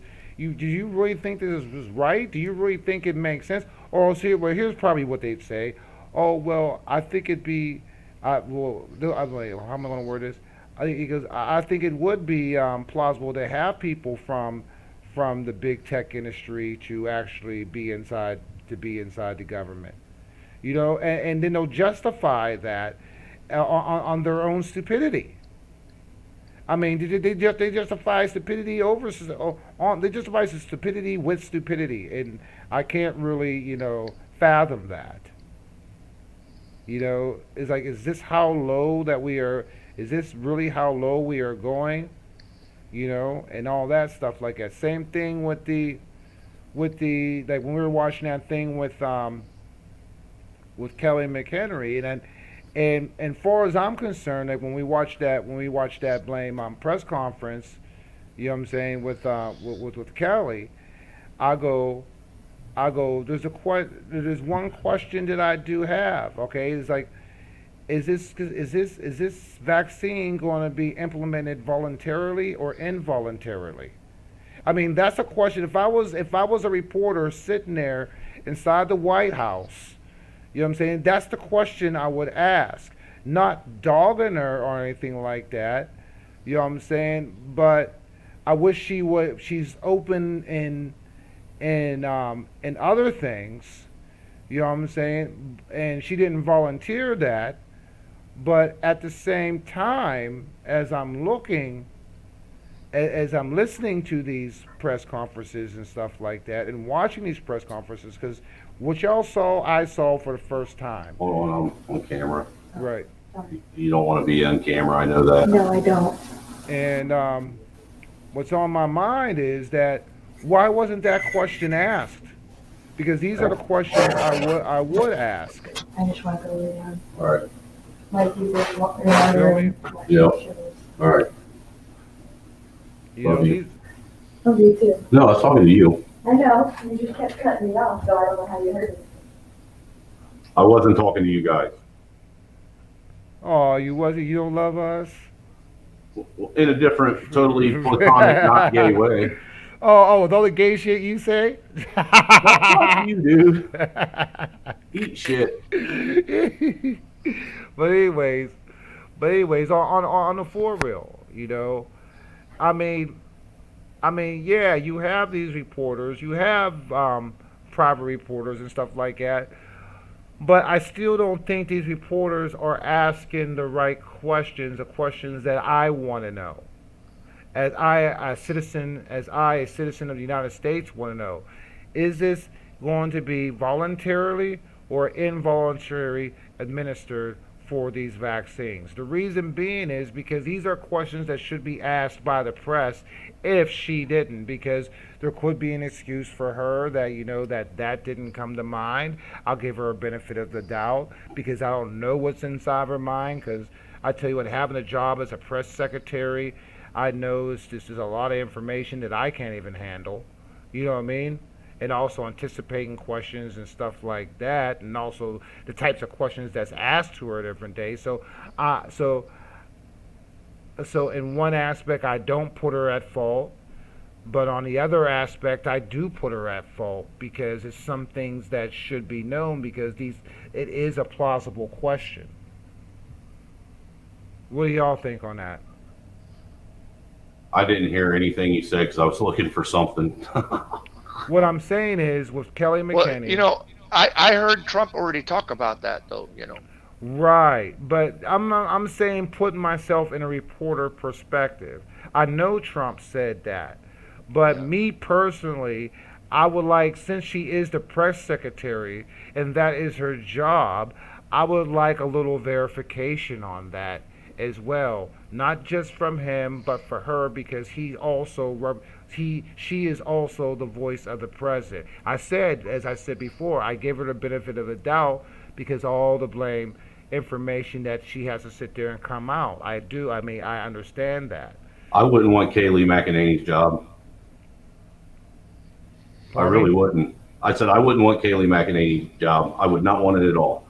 Because you know what? The president is really good at putting himself in positions that he should be explaining away, not making someone else have to do for him. But believe me, man. Let's think about it. Of all the stuff, I get where you're coming from. All right, but if I was in his position, right, and everything that he's dealing with right now, everything that he has dealt with in the past, from during the past 4 years and even before the election when he came off the escalator, you know what I'm saying? Still, that's a lot of shit. That's a lot of shit. And just to sit there and put the time in, to sit there and do these press conferences, that takes time from actually running a country. I can also give him a pass from what he says, because what he already said that when he did say, he said if 35% of the country don't want to take the vaccine. 35% don't want to take the vaccine, we're still good, because let's look at it. If you have herd immunity, right, herd immunity. So even if I was a carrier of the coronavirus, the COVID virus, China virus, and stuff like that, the people that are already immune to it, you know what I'm saying? What's the big deal of Ticketmasters, the airlines, and all that wanting to have a policy saying that you have to have a COVID vaccine? Then what are you afraid of if you have people vaccinated already with it? If you're already vaccinated, it's like wearing a mask, but you can still smell a fart. Oh, they came out today and said something. The Democrats said, even if you get the vaccine, you still have to wear the mask. There we go. This is logic. You know, it's like you want people to have a piece of paper, a little card stating that you are vaccinated. You know what I'm saying? By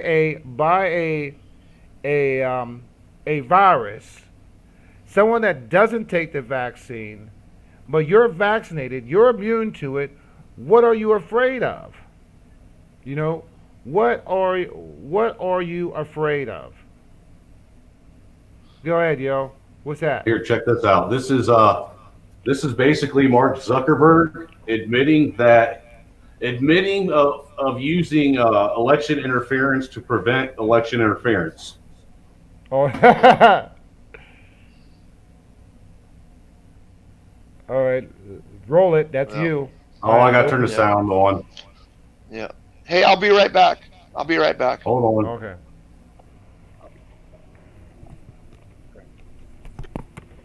Come on. Every time I do a screen share, it gets so slow.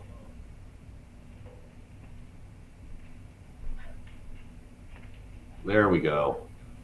Let's take it back. I just got to be patient with my shit. Wife tells me I'm impatient all the time.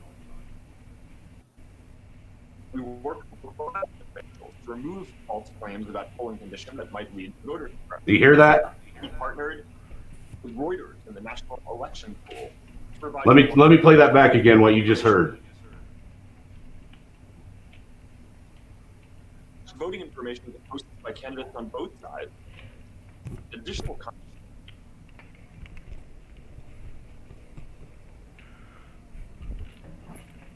context, the post is trying to delegitimize outcomes. Come on, you fucking piece of shit. Man, plug your computer in. Plug your computer in the wall like I did. It is. Wow. I'm not running on Wi-Fi. I'm hard. Line. Spreading when they Tab, maybe. we strengthened our enforcement against militias and conspiracy.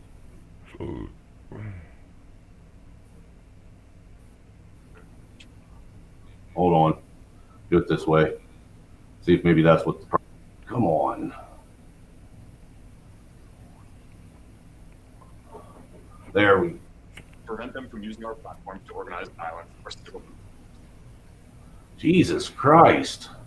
There we go. Now it's working. Local elections. Hear that? Remove false claims about polling conditions that might lead to voter suppression. We partnered with Reuters and the National Election Pool to provide reliable information about results. We attached voting information to posts by candidates on both sides and additional context to posts trying to delegitimize the outcome. We worked with local election officials to remove false.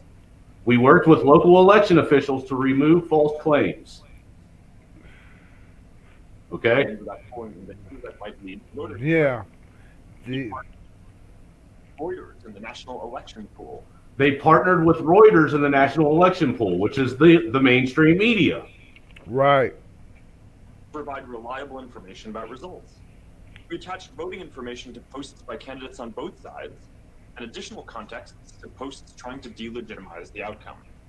We locked down new political ads the week before the election to prevent misleading claims from spreading. So they actively suppressed political ads. Mm-hmm. But we strengthened our witches and conspiracy networks like QAnon to prevent them from using our platforms to organize violence or civil unrest. So we censored and shut down free speech from any of the American citizens involved in this election. Altogether, I believe this was the largest election integrity effort by any private company in recent times. Largest election fraud effort. Right. And most people don't even know how to actually reinterpret exactly what he's telling them. What we did is we went ahead and we censored and we stopped and we shut down anything that went against what we didn't want put on our platform. But yet we want that what is it, that Section 230 hiding behind it. We want to hide behind Section 230, because we aren't a what do they call it? A publisher. Yeah, we're not a publisher, we're a platform, but we're going to edit and censor what people post like we're a publisher, but we're not a publisher. Now check this one out. This one up here, it's he asked for Steve Bannon's account to be taken down. Volume. I already hit it.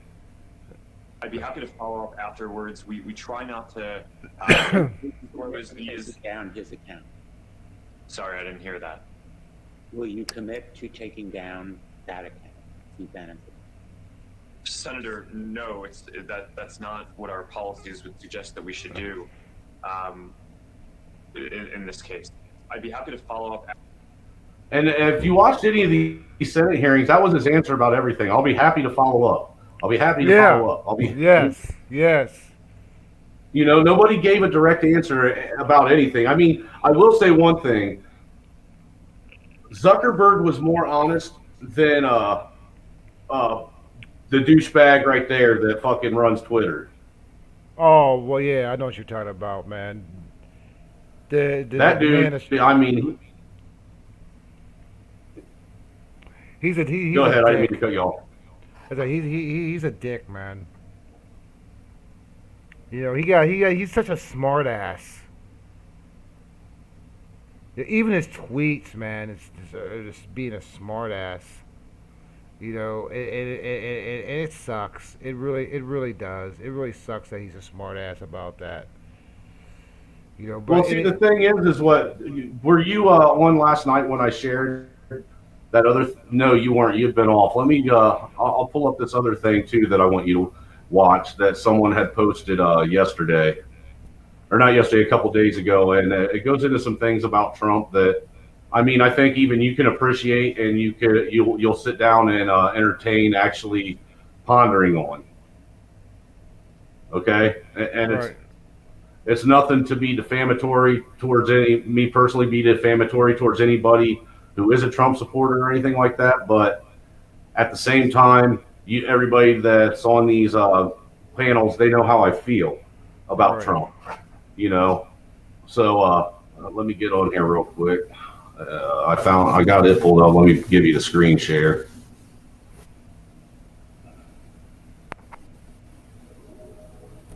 Yeah, finally starting to learn how to use this thing. Yeah, it's taking me a while too.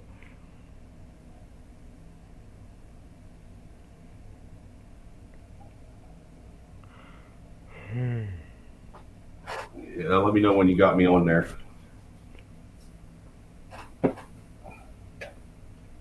Only thing you got your main. Only thing you do is you got the same screen that we're on right now. I Okay, see it from that's here. all right. I just wanted to make sure you checked it.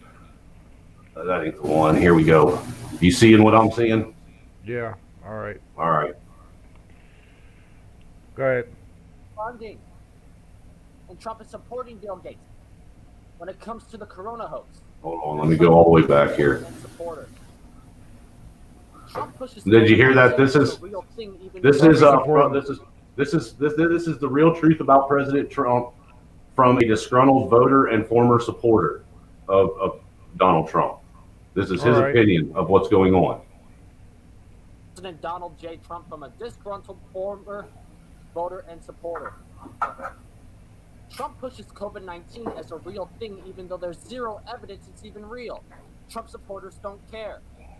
Trump allowed the country to be shut down over a fake virus. Trump supporters don't care. Instead of saying we do things the American way, Trump allowed America to do things the Chinese way when it comes to the corona hoax.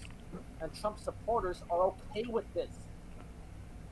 Trump has excluded one state, not one state, over lockdowns. Is this Tim Pool? No. And see, the thing is with them lockdowns, not only did he not do anything to stop the lockdowns, but he actually gave the governors full power to do whatever they wanted during these lockdowns. The reason being that he did do that, though, which is constitutional, is that even though we are the United States of America, right? Yes, we're all still independent, sovereign. We're supposed to be independent. So he had now let's look at this, man. I mean, as I says, man, being a president of the United States would not be a job that I'd want to do. No, not at all. You know what I'm saying? The reason being is because there are constitutional guidelines, and anything that he says, anything that he does, especially when it comes, because you know how the Democrats try to flaunt the Constitution and then say fuck the Constitution at the same time. You know what I'm saying? And knowing that, he had to sit there and follow constitutional guidelines and not interfere. Same thing when it came to having the troops going into Chad. Look, the thing is these governors were not allowed to put these all these states in lockdown like they were until Trump put the entire country in a state of national emergency. That wasn't the logic behind it, though, dude. I get what you're saying. All right, and I really get what you're saying. You know, and the thing It pissed me off too. You know what I'm saying? It pissed me off, but at the same time, in order to sit there and save face, he still had to go through constitutional bylaws.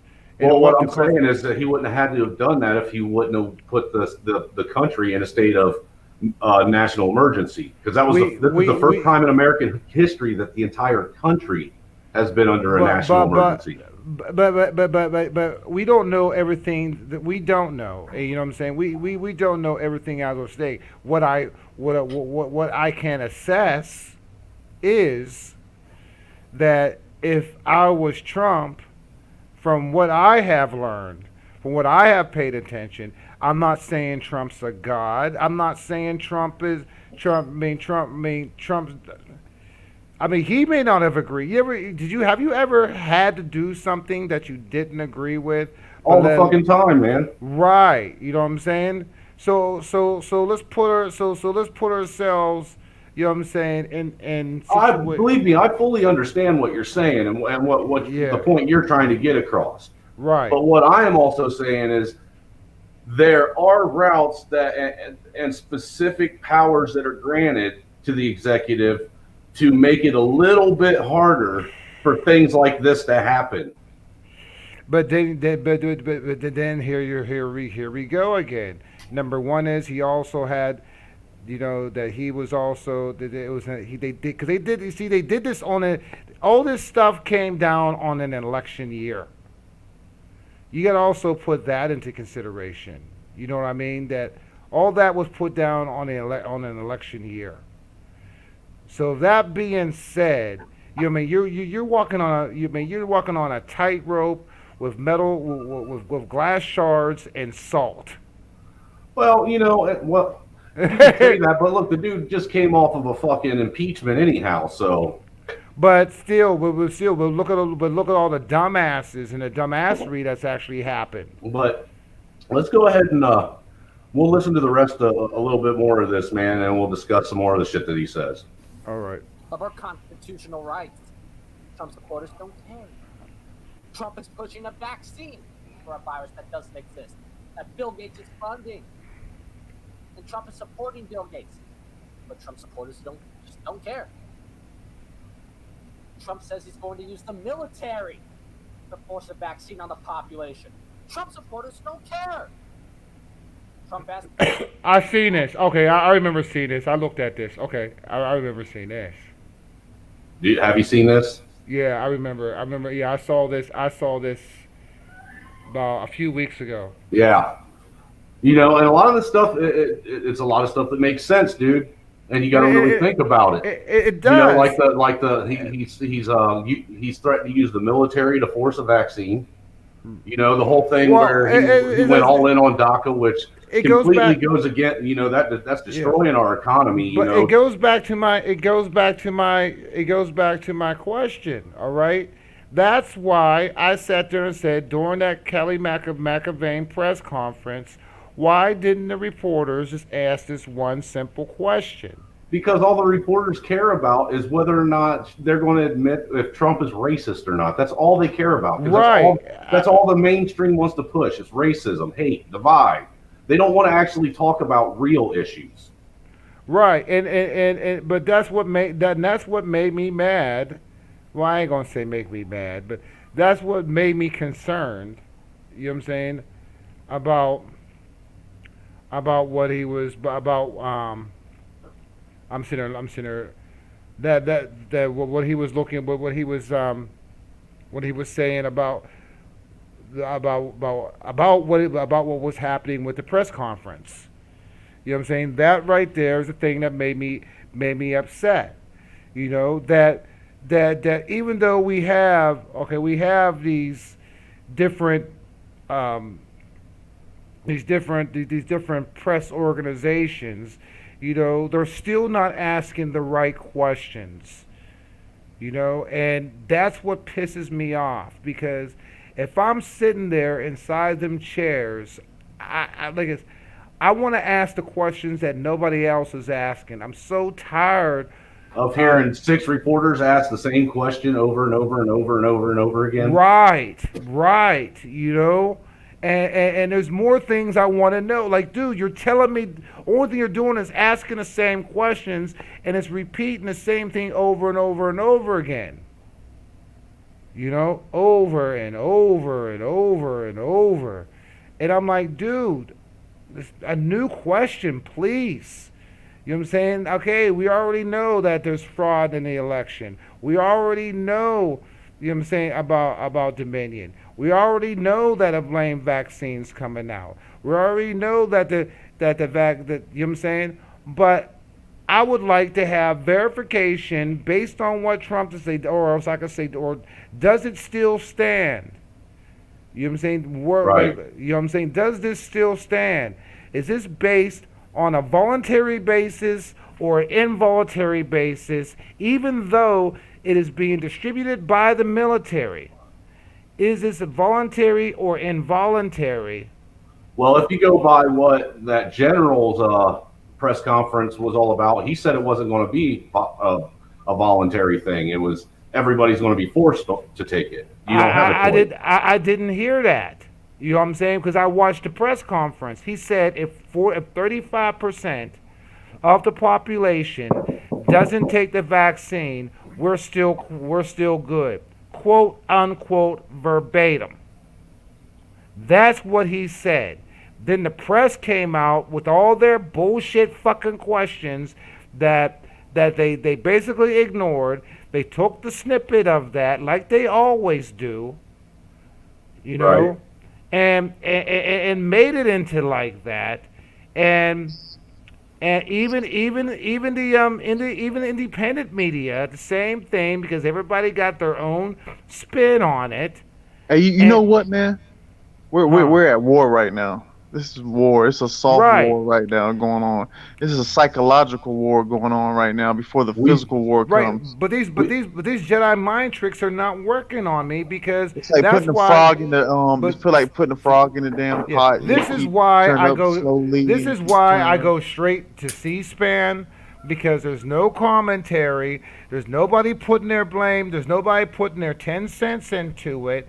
I sit Yeah, there that's the and only real media right there because you're watching House hearings and sessions being done had live right there, just watching it. right, you know, and Who are the actors that's in front of C-SPAN? They're the actors, ain't they? there ain't nobody talks on C-SPAN. Yeah, all they do is they give you a live feed of what's going on in the House of Representatives and Or in the don't Senate. some people be talking on C-SPAN in the House of Only Representatives? no, but yeah, you watch them. You listen to what they Yeah, you say. listen to them. They're the actors. But Them but on but the then floor. They're the actors. but here's the thing is right. At least you're All able right, to differentiate the fact from the fiction that the media tells you because you're watching it come right out of their mouth. right.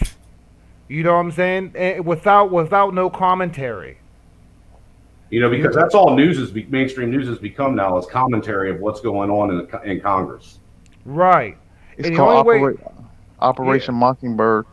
right. You know what I'm saying? So to bypass all that, C-SPAN 2, you can sit there and watch it. You watch it for what it is, and assess yourself. And then everybody puts their spin. On my show, I call it the spin. The reason being I call it the spin is Because I put a because spin on everything.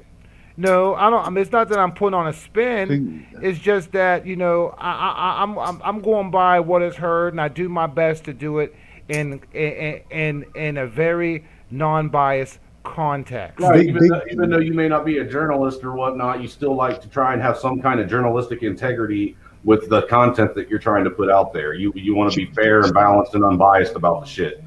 You want to Right, put the facts out and let people discern what they want from it. But you right. can't stop big tech. You can do anything that you want and try to Dude, go to other Actually, look, big sites. tech is You actually cannot big stop tech that. can be stopped, and that's why they're censoring How would people. you stop it? That's why you think they're actively trying to censor everyone right now Yeah, because but they you're not know gonna that be they're able to fucking stop that. losing. That's a system that's a lose-lose situation. You can't Well, stop actually, that. to be honest with you, I don't know where the American people own all these platforms that big tech fucking run off of because our tax dollars are the ones that actually funded. Oh man, they're not gonna see that, man. They gonna say fuck your tax dollar, man. Our tax Wait, dollars wait. are the ones that funded the fucking Man, research to put all man, the we're shit fucking together. super criminals, Wait, man. did We're you? super. They're super criminals. I want to check this out, man. Okay. And You're not gonna tell you see, them. you got to really. I mean, I know you like to come on these panels, Michael. But if you sit there and actually sit back and watch my shows, you know what I'm saying? Everything you're saying, I already attacked. Especially now, check this out. The worst thing you can do to a company is attack them in their pockets. Well, we can't do that. Yes, we can. How we do that, and you're going to have some loyalist companies. You see, all these companies thrive off of advertisement. That's how these cats get monetized through the advertisement, and then we get a A small chunk of it. No, not even a chunk. Well, It's you a gotta thing. know how to bring traffic in. Do y'all know how to bring traffic in? No, I'm not. You see, you're looking at this small. I'm looking at Google. I'm You gotta looking at the st- platform. you gotta start small first. You're not going out of Google just You're starting. not letting me finish my thought, man. You know what I'm saying? You're going on this. On this rant and not knowing what you're talking about. I was in corporate marketing. I did advertising. I worked for a company. I've dealt with the banks. Okay, I know what I'm talking about. All right, I have years experience. I was a corporate marketer.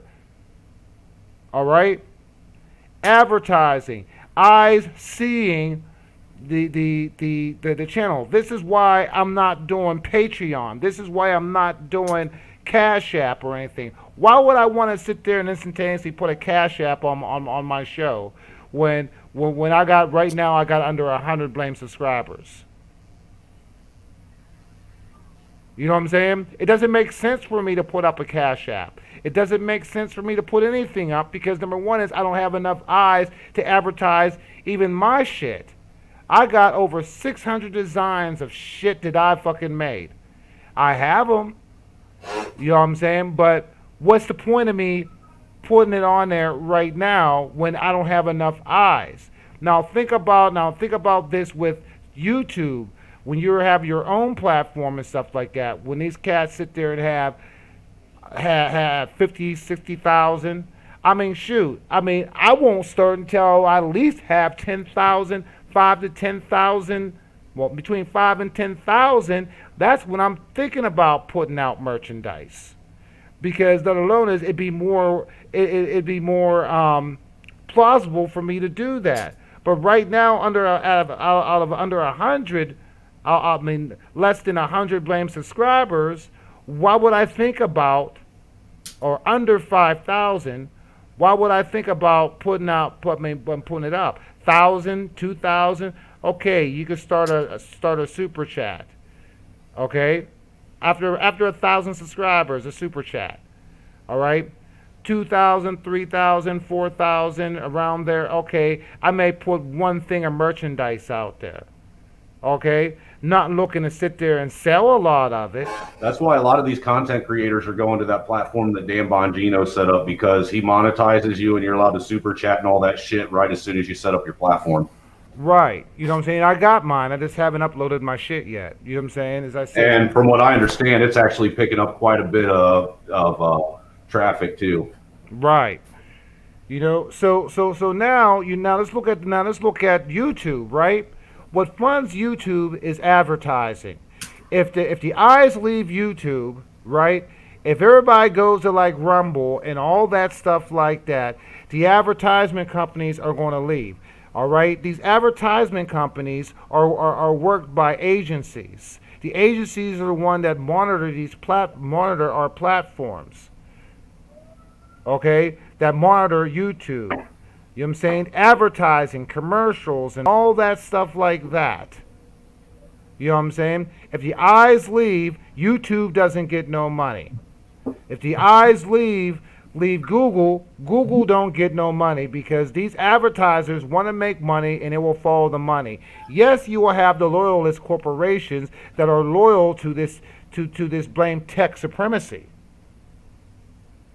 You know what I'm saying? And they're not going to leave. But I bet you, even though they're on these big corporate companies, or on these all these bigger tech, these corporate advertising companies, or on these bigger tech on these bigger tech platforms, they're going to throw money into the other platforms, and then once it sits there and gets all big, they're going to drop these platforms, and they'll be gone. They'll be gone like fucking MySpace. You know, and that's what's happening. That's what we're in a transition of right now. It's not going to happen tomorrow. It's not going to happen today. It's not going to happen a month from now, maybe 6, 7 months from now. But then, you know what I'm saying? They're going to leave. It might not leave for another year or a couple of years as loyal and still keep their movement going. Who knows? But the majority of advertisers are going to leave these big tech companies, guaranteed. Because it's going to start affecting their pockets, and these advertising companies will not like it. They're going to follow where the money's at the end of the day. And that's any businessman, any capitalist with common sense. That's why I'm not worried about it. You build it, it will come. Simple as that. You feel me? You feel me though, Brian? Hello? Brian! Well, I guess he's doing something. But that's what it is, folks. That's how it works. That's how it's always worked. I sat there, when I used to work, when I worked for this company called Magic Fingers. I had to sit there and look at a demographic of the whole blame country: white, black, yellow, green, blue. How many males? How many females? How many kids? It took me about 3 weeks, and then I had to sit there and take it back to my CEO and then tell him on how many people in this household, in this sector of the United States, in this sector of the United States, yada yada yada, where is this marketable and all that type stuff. And that was a lot of fucking research, man. And that's how I got the understanding of it. They're not worried about they're worried about how many eyes that sees their products. That's it. What happened to Mike? Did he leave? I guess so. Must have made him mad. Yo, man, I worked in this business, so I know. You know what I'm saying? I know big time because that's how it works. And you can't sit there and stop it. What's up, Conspiracy Box? Why ain't you on here?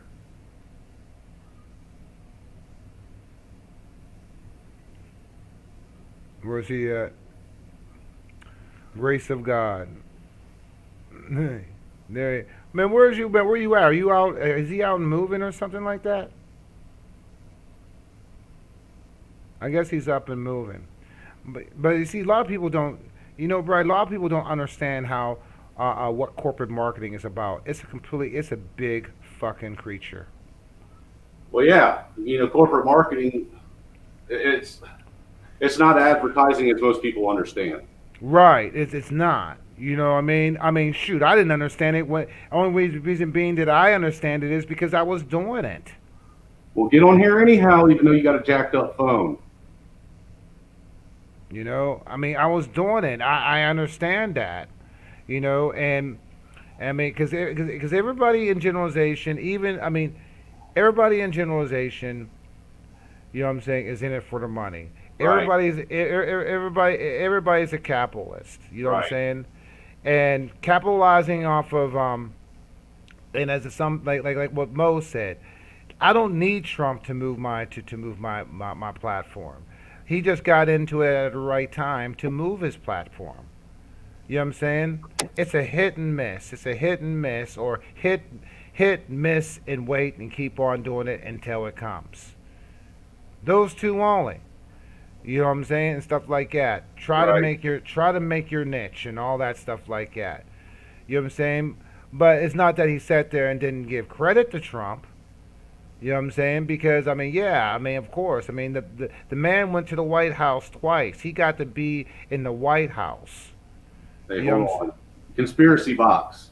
How are me and Da Vinci supposed to have the niggas, crackers, and spick show without the spick? Put the wait a second. Here we go.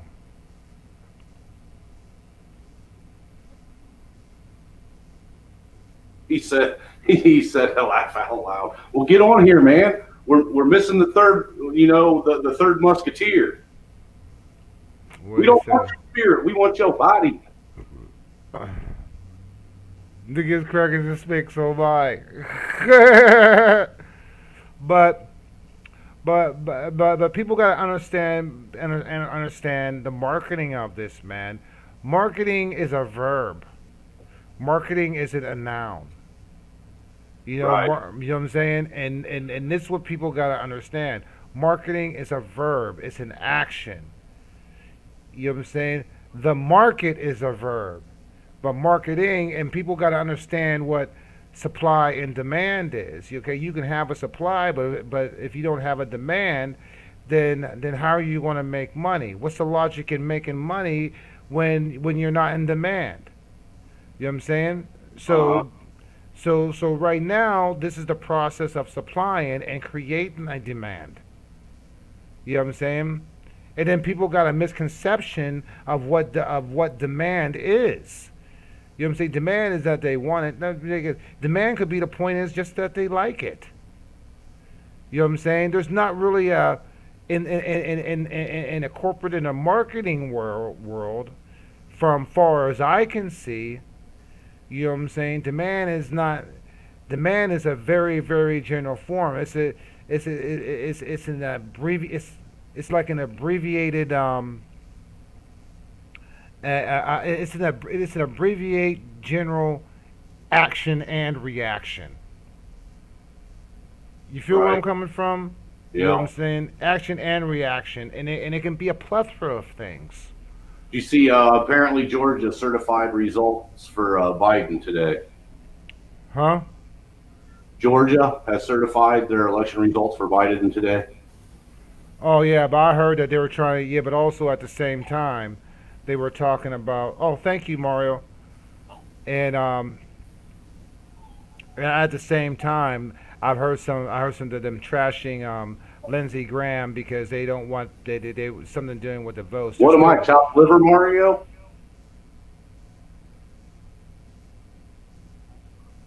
God is good, always good, Mario, always good. As I says, man, it's under it's under his grace that this blows. You see, Kyle Rittenhouse was released after posting a $2 million bail too today. Wait, say again? Kyle Rittenhouse, Yeah, the Kenosha shooter, yeah.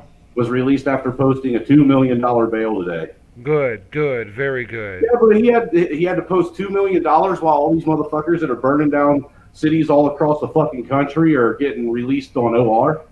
Are you serious? Yeah, and he had $2 million. That's a pretty high bail for his ass, for what he did. You know what I'm saying? But I hope he gets that money back and all that shit. All that shit dropped. You know what I'm saying? That's on a four reel. You know, because that says on the video he was defending himself. You know, and then and that was seen. And then at the same time, when the cops came, he put his hands up. You know, and the cops went right past him. It was the it was the media that put him in jail, not to blame cops. I bet you they didn't even want to put him in jail. I bet you they treated him like gold there. Right. You know what I mean? Got him anything he wanted because they because the cops that arrested him, they knew what he did. They knew why he did it. You know Well, what I anybody mean? that tries to say that he wasn't defending himself are just fucking ignorant. Right. You know what I mean? I mean, just from what you see, you could clearly see he was doing nothing but defending himself. That's what I got kicked off of Facebook for. Actually, I know I got kicked because I put the video up. Oh, dude, God knows what I got kicked off of Facebook for. I posted fucking shit that, you know, I mean, hell, I think at least once a week or once every other week, I was fucking, you know, take some fucking politician to the gallows. Right. Personally, I think we should bring public execution back. You know what? Yeah, and people would learn. But no, that's inhumane and stuff like that. I go, yeah. Dude, I mean, if anything, just bring back the stockades right in front of the courthouse and have people locked up in the stockades for fucking 2-3 weeks. Yep. You know, standing there fucking with their fucking arms and head locked in a chunk of wood with everybody doing whatever the hell they wanted to them. Mr. Zack fuck for Zuckerberg. Wow. Yeah, man. But we really gotta wake up, man. You know what I'm saying? Wake up with what's going on. Well, look, you gotta understand that some of these people just ain't gonna. Oh, I understand. You know what I'm saying? But at least have the majority. Yeah, you know what I mean? So then if we have the majority, then these people will be easier to be dealt with. You know, I mean, there is some validity to what Michael was saying earlier about, you know, big tech. It isn't that the big tech can't be stopped, but it's going to be difficult. Oh yeah, of course it's going to be difficult. But as I said, that comes to us. That right there comes to us. See, the thing is Congress could have did shit a long time ago to prevent big tech censorship. But before it ever started. Wait. What did you say? You say number one is I remember when Trump sat there and said this, man, that he's going to give the country back to the people. Right. You know what I'm saying? And I really like this. I ain't gonna lie to you about it. I don't really think when he sat there and he said that. I really think I didn't have an understanding of it, but now I have an understanding of it. That from what you just said, and from what I have learned, you know what I'm saying, in the recent past, within the 4 years of Trump being in office, and you know what, he is keeping that promise. You see what he's doing is just giving us the ball. He's doing what he can do, and he's giving us the ball to do something about it. That's all he can do. Yeah, but the problem is the president might be passing us the ball, but Congress has actually, put so much fucking unconstitutional legislation into law that it hinders us from actually taking that ball and being able to make a play with it. But you know what though? Who's fool? Who do we blame? We can't blame Trump for that. We blame us on Well, our no, I'm ignorance. not blaming Trump for that. I'm not blaming him for. Yeah, but he's given us. But number one is he's given us an opportunity to do something about it. Of something that we didn't Well, even have. I will say that I'm hoping that's the case, but that's really kind of yet to be seen. We I, still I mean, got I'm beginning to see that just by. I mean, as I said, man, you've been going on these platforms. You know what I'm saying? I've been on these platforms for about 2.5 years now. You know what I'm saying? Of actually participating in these movements. Yeah, I just started participating a couple months ago, dude, but I've been watching for years. Yeah, but when when you go on these platforms, thanks to Political Avenger, thanks to Maurice Delk, you know what I'm saying. But when you're participating in these, and you're learning, and you're hearing all the gripes, you know what I'm saying, and complaints, and going through the arguments and all this stuff like that. You know what I'm saying? You begin to realize how dependent we was on the government. Even I was. But learning through other people in time. Well, what I'm getting at is with big tech, though, is one of the main purposes of Congress is to prevent monopolies on any kind of technology or industry, and to prevent us from having robber barons like we did of the past. And that's what today's, tech moguls basically are modern day robber barons.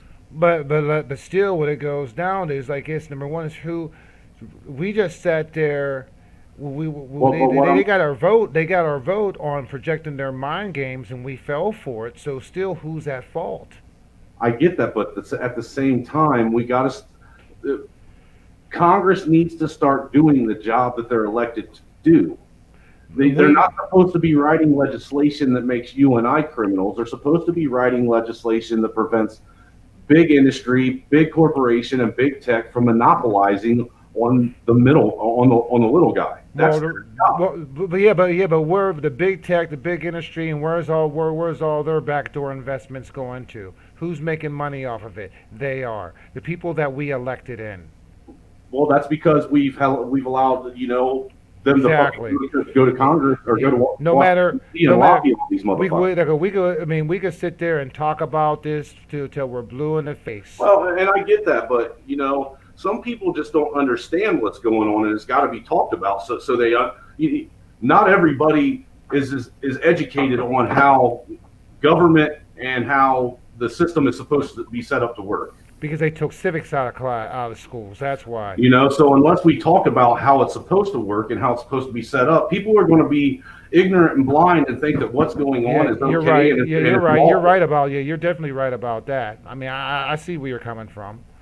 And because this is what it is. I mean, to all of y'all who are watching, who are going to watch, who will watch this a year from now, or watch this.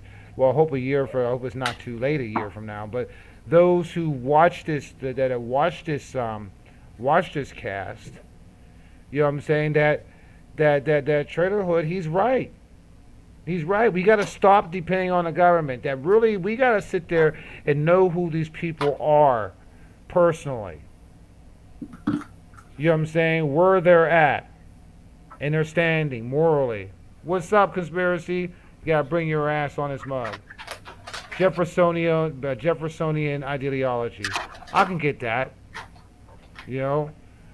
But this is, we gotta really look.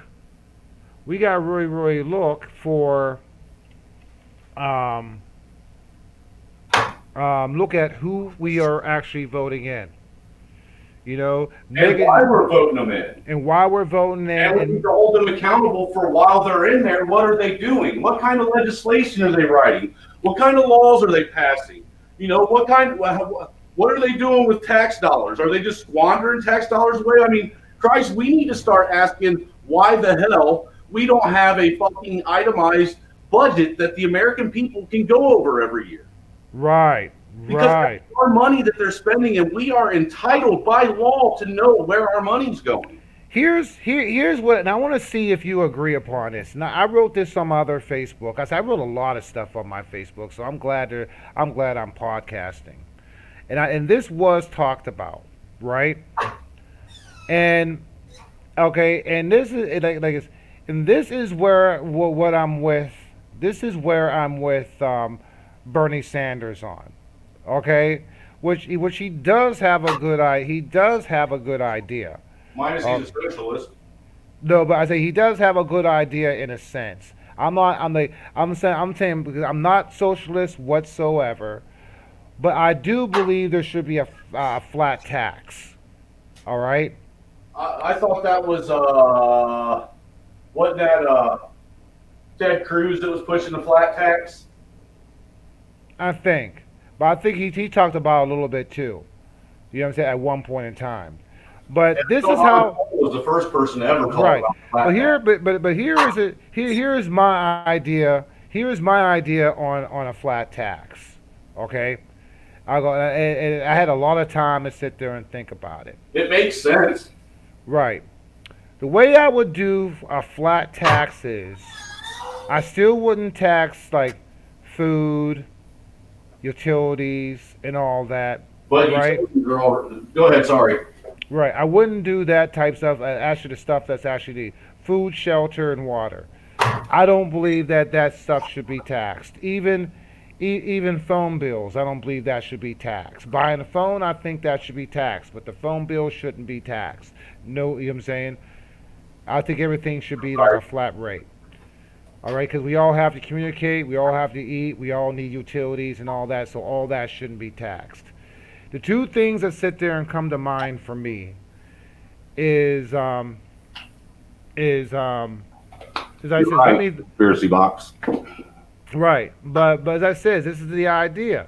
All right, but I even got a way for the Fed can't touch it. Okay, I call it the people's tax.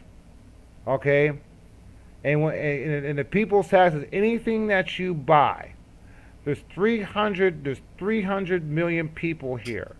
All right, I say 300 million people here. I say 200 million are adults. Okay, 200 million of these are adults, and I say another. What your definition of an adult is? That can legally, you know what I'm saying? 200 are adults, and then I say another 500,000 are kids. 500 million is wait, what was it? 200 million, 500 million are kids, and another 500 million are just, you know what I'm saying? Or just what you call it, or under the age, okay, or something Right. like that, okay. So I'm just breaking it down. This is just a hypothetical number. I don't got it all exact. I'm just just giving a logical number that comes from the top of my head. You know what I'm saying? That's plausible. All right. So, anyways, what happens is this: anything that we buy, $20 and up, okay, gets a $2 gets a $2 flat tax, which goes into a people's trust. Okay. Regulated by the people, which there does that our government has to be, which is Well, non-taxable. Wait, I'm not. Let me finish my thought. Which is non-taxable, cannot be touched. It's a contract with the government that it can't be touched on anything. Not military fund, no funds, no research, no nothing. That goes to what taxes that we we already already. tried that with Social Security, though. And then, well, then they broke that shit. Well, Right. it can't be broke. So obviously, we know we can't do that because we tried that with Social Security, and the Fed can't keep their hands out of shit that it doesn't belong. But remember, the Fed is going to the Department of Treasury, which I still don't trust anyways, because as I said, that's you know what, as Really, there shouldn't be no department of nothing. Banks should be localized by community and city. That's how you're going to get the best dollar value is by the bank actually having physical currency, something of value, holding value in their bank.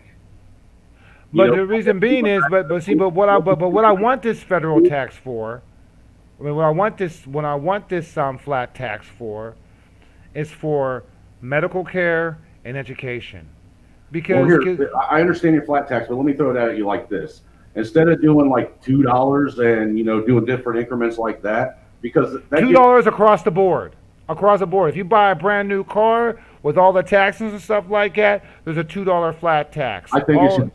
I think it should go 10% all across the board on everything. No, I think $2 is enough because there's enough people that buy shit around the United States that it can actually fend for itself. And then look, okay, how much do you buy stuff? How much do you buy over $20 every week?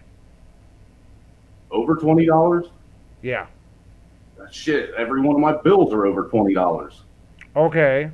How about like when you go okay, I can't remember the last time I went to a grocery store and didn't spend. I say it's not food, but okay, fast food. All right, $2 flat tax on flat tax on fast food. Every time we go to if we go to Culver's, for my family, and it's just me, my wife, and my oldest son, because my baby, she eats baby food. Right there's $40 for 3 people. Okay, Christmas time. I want to talk about food. Christmas time. You go do your Christmas shopping, right? You go do your Christmas shopping and stuff like that. Okay, after you buy all your stuff and all the Fed and everybody, federal tax, sales tax, whatever tax that comes out of it, $2. Well, doesn't matter across the board. What Fox is saying is true, though. If you're looking at it, he said the company has to be taxed, really, not the people, because pass down the tax. But I'm me personally, right? I'm willing to pay if I pay $20 for something, and then $2, and then have to pay $2 more. I'm willing to give $2 if it goes to that. I mean, I'm fine with it. That's just me. I don't know about anybody else. If I spent $30, $40, $50, and I gotta pay $2 more for this people's tax, I'd do it. It's worth it. We need to get what really needs to happen is we need to get away from the federal government being able to tax us like they do. There shouldn't be an income tax to begin with. Because the federal government, that's why they have the post office, and that's why they have what's that called? No taxation. Not. That's why they have import tax. That's how our federal government is supposed to make their money. They're supposed to be a self-sustained entity. Taxes are only supposed to be drawn on a state and a local level. You're only no taxation without representation. And the only purpose of the federal government to begin with, honestly, really, in all honesty, has nothing to do with the country itself other than to protect our borders, our ports of entry, and the borders around the country. That's it. But Conspiracy Box sat there, and he said, raise taxes. Look, it's like this. These taxes have nothing to do, because number one is even the government, you cannot tax this. All right? This goes into a trust, not something that you pay, not something that you pay into to get later. This would help out on medical care, hospitalization, and education. That's what it's for. That's what concerns me the most. Again, you're still wanting the federal government involved, though, and The federal government, that's the, yeah, but here's what I'm saying is, that I didn't say them to regulate it. Look, you go to the doctors, right? You sit there, you have your insurance company and stuff like that, and guess what happens? What this money does is, that money that goes into the people's tax pays your premium. all right, I'm going to read out what everything he said. He says, won't work without cleaning the system and ending the Fed.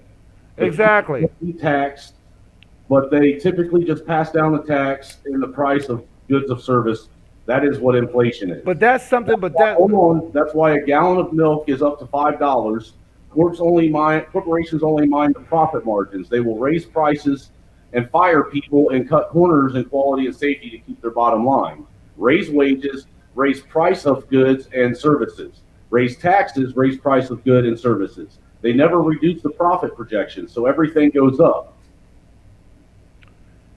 Then you gotta sit there and regulate them. That has nothing to do with them. You have to strictly put that inside the bill. That money has nothing to do with them. That money that for every so what you do is that every single sale that they have, right? Dealing like suppose okay, it costs like $13.99, 6% tax, 6 times 7, 8% gives you the taxes that goes to the government, and then that extra $2, all that has to no matter what. You're still talking about the government, and the first point he made is ending the Fed, the government. You got to end the Fed stranglehold on this. Stop bringing the Fed. Yeah, I get that. Yeah, I get that. That's why. But then that's why we have to have a. That's why we have to have okay, well, against the Fed, that's cool. I understand that. You know what I'm saying? That we have to have a way that the Fed does not that does not interfere with that. If it has to have like regular people, you know what I'm saying, that gets that randomly by lottery, that you know what I'm saying, that actually be basically picking out of the hat, not by computer or anything like that. Right. You know what I'm saying? For any that's actually in control of this, if they have a good record, not by the cops or anything like that, you know what I'm saying, never stole, never did anything like that, then those are the people at a certain amount of time and treat it like the military. That once you sit there, you're in this office, it's a public duty that you sit there and do it. And then after you get done doing it for your a lot of time that you do that you're in charge, that the people are in charge of this trust, then you get to go back to your job and other people sit there and go in and take care of it. You can do it that way. Actually, I'm going to get a hold of one of my buddies. You remember Dieter? Yeah. I'm going to get a hold of him, see if he's busy, see if he wants to get on here, because he's actually really, really, really fucking knowledgeable about this shit. And he's got a lot of really good ideas on how this can all be taken back and fixed. I mean, I've been thinking about this for years. So is he? Yeah, I mean, I would gladly pay $2 extra just to take care of our people on the simple, most basic things: education and hospitalization. Hold on a second. Fucking phone.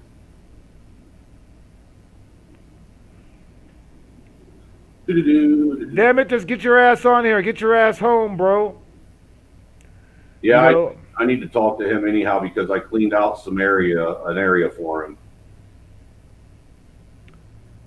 and that right there, I mean, that right there, man, is very. I mean, that's very important to me because college and tuition and all this stuff like that. Yes, I do agree with it. It's too fucking high. You're paying that shit for the rest of your fucking life. Going to see if you wanted to, if you'd hop on YouTube and if you wanted to get on this live stream with me.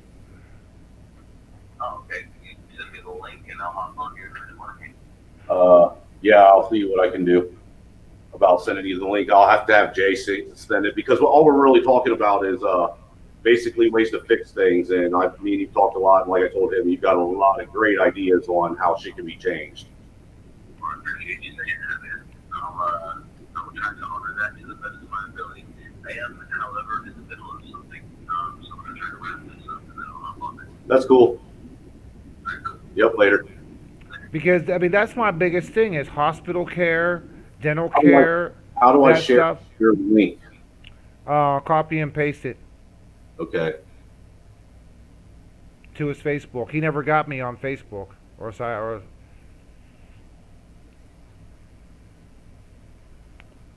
I got it taken care of, sir. Well, see, the thing is like I was saying, to me, I understand some of your ideas, but the where it falls short on me is it always falls back to the Fed, and the federal government. Well, next year we won't have a Fed. We have to get rid of the federal government's power and stranglehold over the states to begin. Next year. I mean, why do you think that he's taking off the wage tax? The reason being Trump's taking off the wage tax because the Fed is going to the Treasury, which I do think is dangerous. It's a double-edged sword because then we really gotta pay attention who comes in the office because now the So president. basically, we're giving the Treasury right to a private corporation. The Fed is going to the Treasury.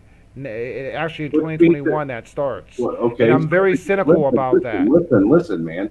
Regardless of how you say it, whether the Fed's going to the Treasury or the Treasury's going to the Fed is still, the Federal Reserve is still now getting their hands on the national Treasury, which means a private corporation is going to be part of our national Treasury. Regardless of which way you spin it, it's still the Federal Reserve having control over the Treasury.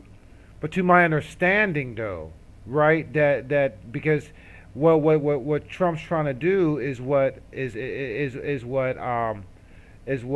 Kennedy got killed for. Well, Kennedy wasn't trying to move the Fed to the Treasury. Kennedy was trying to do what Jackson did and do away with the Treasury altogether, or the Federal Reserve altogether. That's exactly that's my understanding of what he's trying to do because the Federal Reserve is the one. The Federal Reserve, the IRS. Well, I think the Federal Reserve takes care of like does all the inflation and all that stuff like that, like the interest rates and stuff like that, because that's what's really fucking us right now. Yeah, the Federal Reserve is a private banking corporation that's global, and the IRS is nothing more than a glorified tax collection agency. 1917 when they started this bullshit. 1913. 1913, excuse me. 1913 was when the Federal Reserve and the IRS was put into play. Right. You know what I'm saying? And that's what and I believe that's what Trump's doing, but even from what I believe, you know what I'm saying, I think that's dangerous because then we got to really pay attention to who we put in office. And that right there is a scary blame thing. Well, because for me, it already makes me nervous that they're going to take anybody that was part of the Federal Reserve that sat on any kind of board and put them in a position for the National Treasury. I mean that means that the Fed, for me, what I hear when I hear that is that now the Federal Reserve has a blank check to the even easier than what they did before. If the Federal Reserve as I'm saying, if the Federal Reserve is still there, to my understanding, you know what I'm saying. I'm going strictly by my understanding. I could be wrong. You know what I mean? Because I'm not the best at how all that works, and I will put that out there. But to my understanding of what's being done, that there won't be a Fed anymore. And this is not just from me saying it, it's just from me for what I've seen, what I've read and understood, and also from what other people was talking about that I have seen. So that's why I highly stress, this is just my understanding of it, not saying that it's fact. You know what I'm saying? Because there's no way I can prove that. You know, as I said, I'll tell you, if I say that's fact, I will say that's fact. But you know, and so I ain't gonna, as I said, I ain't gonna say it's fact. It's just a general understanding of what I see how it works. That's it. You know, that's all it is. You know, but I do get what you're saying though, bro. You know what I'm saying, and stuff like that. I'm not agreeing or I'm not disagreeing, but it's well noted in the back of my mind. You know what I'm Right, saying? and that's the only thing that I want people to be aware of is they really need Right. to, have need to pay attention to who's if they're merging the two together, there needs to be. I didn't say merge. I said gone. That's me. But if they're merging together, that's what I would say. But okay, I get what you're trying, but then the Fed isn't going to be given to the Treasury. Then the Fed's just going to be erased. Then are you stating what you're trying to state wrong? As I said, I'm just going. Eliminating the Federal Reserve altogether and then giving people from the Federal Reserve keys to the Treasury. Yes, and that's what I'm cynical about. That's what scares me. So that's something that's dangerous. That's very dangerous. That needs to be. But it's understandable. But it's understandable, but dangerous. Well, what I'm saying is that's something that needs to be, what's the word I'm looking for? God damn, I shouldn't have smoked that doobie. Gee, I wish I had one, bro. But there needs to be some more clarification on that. Exactly. I'll take that. I'll take. Yeah, I do. I need more clarification. Because otherwise, I can sit here and argue with you on that till I'm blue in the face. And same here. By the time it's over, I promise you're going to be pissed off at me. You may be pissed off at me too, because I can already tell that we're both of the same mind. So I don't think I'm gonna be pissed off. I think we'll just drop it, man. You know what I'm saying? I'd be like, what? Oh my fucking God, dude! I'm on Twitter and it says New York Governor Cuomo to receive an Emmy Award for his pandemic leadership. Oh yeah, I saw that. I saw that shit. Ain't that something? And this is after the man just voted to give himself a raise. Mm-hmm. Or not voted, but wrote legislation to give himself a raise, while all of his citizens in his state are fucking starving. Mm-hmm. What a shit. Yeah. I mean, yeah, man. I mean, it's crazy. I mean, dude, I've never seen such dumbassery and stupidity ever.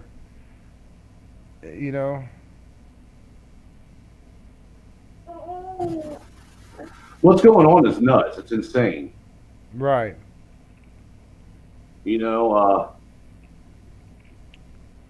Conspiracy, but I just want to hold on.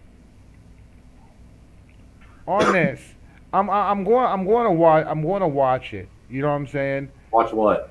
Well, just put it up on the screen. I go, but freedom to fascism. I understand that. All right. But only as I said before, you know what I'm saying?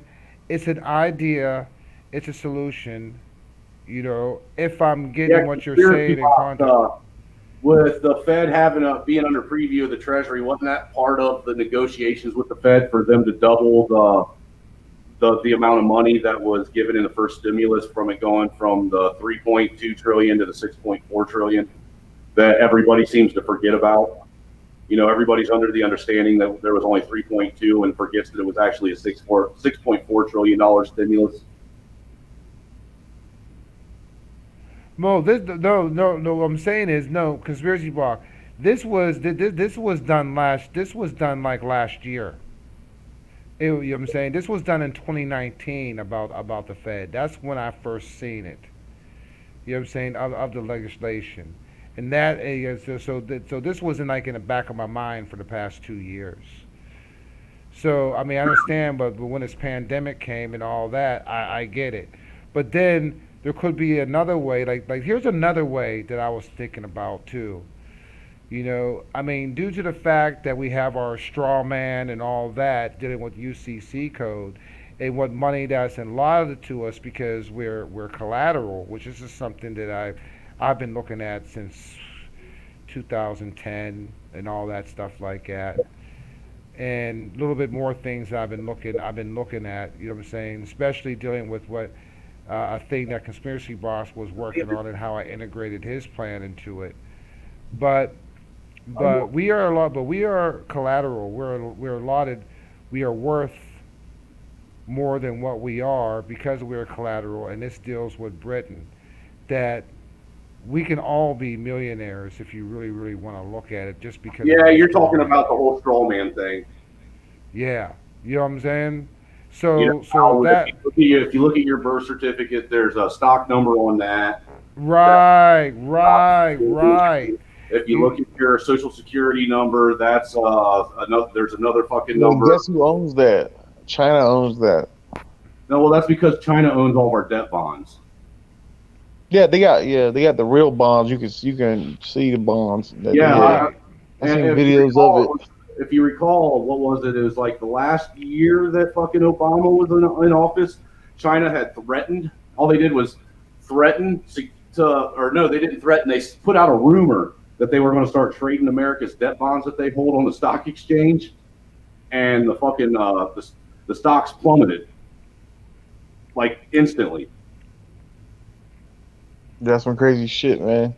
Yeah, some So, crazy shit. anyways, that's another angle to sit there and actually look at it. You know what I'm saying, and stuff like that, dealing with that, which that's just a whole another conversation, dealing with the straw man and all that stuff like that. Just what I say to others, man, just go ahead and look it up, because it's just too much information that you can actually sit there and take your bills and charge it to your straw man, and then your bills will be paid. I've seen it. You Here, know, do a screen share here in a minute. huh? So I'm gonna hook this up to a screen share here.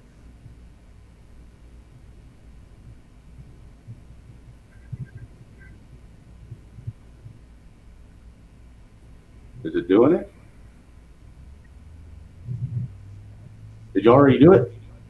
Nope, there it goes. Now it's on there.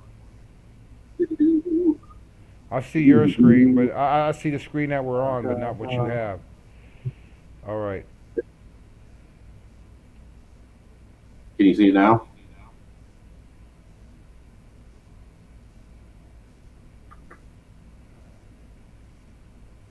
Yeah, I see. It's right there. All right. The last couple of Yeah, I hear it now. this was very widespread, very deliberate, very well funded, and everybody in their pet rock is trying to stop me from exposing it. I want to ask you about this server. The story broke last week that the military had somehow confiscated a server for one of these vote counting companies in Europe. Can you give us an update on that? There's an echo with it. Not really. Nobody shared that information with me. I can only Is there now? grapevine gossip. The good guys got Is it. the echo going? The government Yeah. that's going to clean things up Okay. got it, but I can't verify that. Make it bigger. Hit the link. Hit the screen. You'll see. You can make it bigger. Do what? You can make it bigger. Hit that. I don't want to make it bigger because I got to scroll down. Yeah. This is No, only for so hit long. that. There's like 3 of these that go one after the other. Forces Hey, no, hit including that. many in the government Yeah, no, hit that. Hit that. Them 2 arrows. the way it, and they use I don't want to make the Well, screen bigger. All particular offices. I think You the can take it problem off after you're is done. You just hit the X. It'll go right back. just the president. I think they did it to John James. I think they did Come on, quit doing that. it to Leon Benjamin. I think they did it to any particularly strong Republican candidate this time around. We've got data from 2016 out of California that shows that Hillary Clinton did it to Bernie Sanders there. And then when people told him about it, instead of exposing it, he sold out. Where's the other one? Where's 2? 3.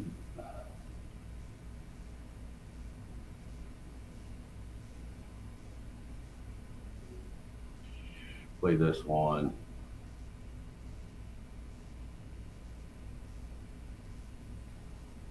Sometime today.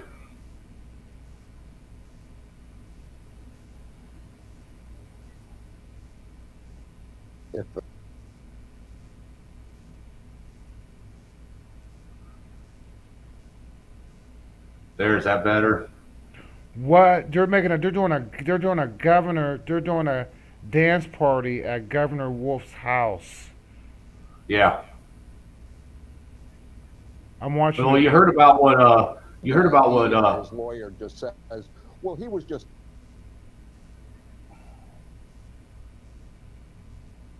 Jesus, dude. So what happened? This is so So what slow. happens when you mention Coomer and Never know at Mike DeWine's house. Well, he was just bragging. You know, you have no proof that he actually fixed the election. He just that's just barroom talk. What are you going to say? Wrap it up. What's the but come back to that. Well, it's called a confession in a courtroom. It's called a confession. All right, Cindy. So you hope to start filing lawsuits by Thanksgiving then? Or by the end of next week. Friday is it's not a federal holiday, so we shall see how we go. But we'll get it ready as fast as we can, and in the meantime, we will be producing additional evidence to help the public understand the breadth and depth of this international, frankly, criminal conduct, and it also reflects substantial foreign interference in our election. Cindy Powell. Foreign interference in our election. This is not the Steele dossier. Including China, correct? This is Ohio. China. Huh? This is the governor of Ohio. Yeah, DeWine. What's he about? What is he, Democrat or Republican? He's a fucking piece of. He's a rhino, is what he is. And he's having a dance party at his house right now? Yeah. Wait, this is live here. Where'd you see that at? I'll share it right now. One of my friends. I saw something about it earlier on Facebook.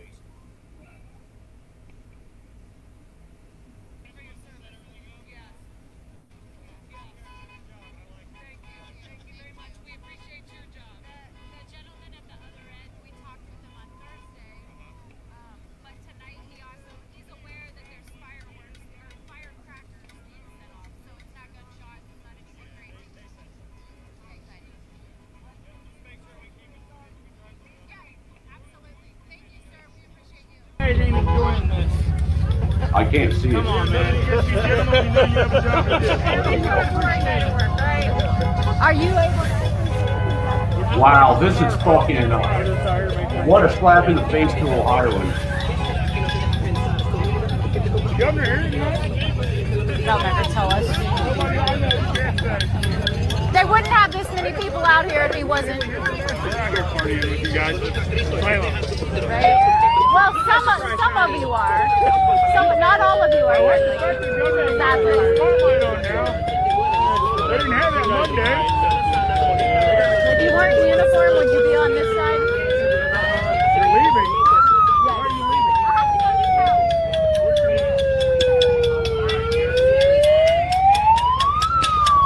Fight against communism! Wake up, Governor! Oh, okay. Oh, this is even better. This is the protest outside his fucking house. Yeah. It's Wow. 10 o'clock! It's 10 o'clock! Go Ohio. It's 10 o'clock! Oh shit. It's 10 o'clock! I am proud of my Ohio brothers. It's 10 o'clock! They are always actively out marching like this, man. 10 Always. o'clock curfew! It's 10 o'clock! And the cops are out there with them. 10 o'clock!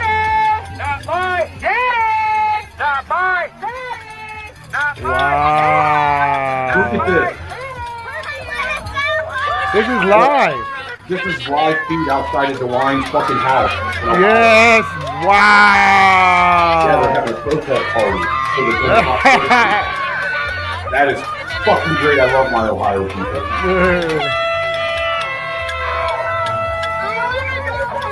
And the liberals go crazy. This is live news that the news won't show.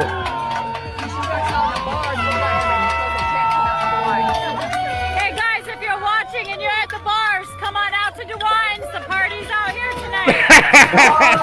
Hey guys, if you're watching and you're at the bar, come out to DeWine. The party's out here tonight. Oh, it makes me want to get in my car and where's go this to at? Ohio. If you're out Because we someplace, ain't that far from Ohio, man. You can scoop me up. We should go out there. curfew and we're all out here. Nah, wife's got to get up to work in the morning.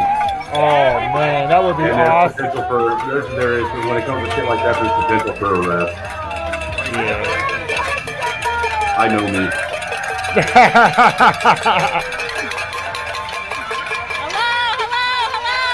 I love that, man.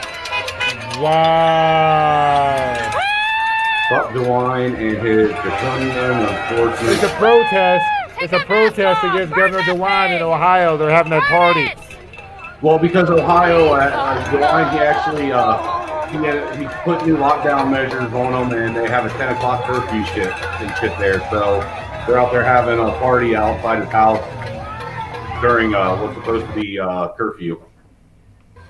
It's great. I love my Ohio people. I did look it up. You're not right. Well, I am right. Wow. We'll keep this on the background to see what's happening. What are they saying? I did look it up. You ain't right. It was this girl named Misty Murphy. She's live. I'm gonna become her friend. Hold on, I'll be back on there. I'll be back on there. I'm gonna friend her. I'm sure I got somebody on my Facebook streaming it too. I'm messaging right now. You are live on my podcast.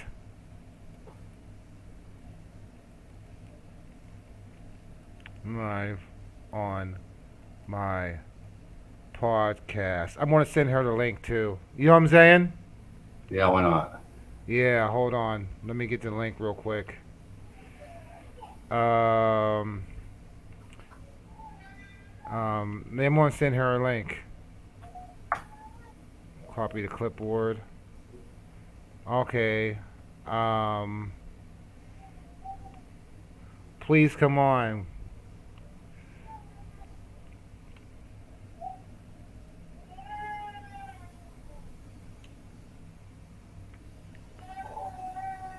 Please come on live. Y'all see me doing this? Yeah.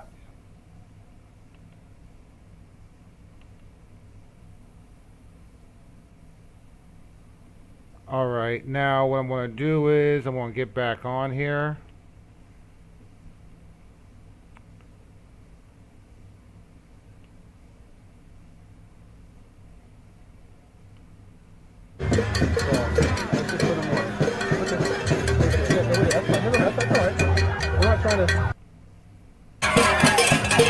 Okay, then I'm going to put my link on there.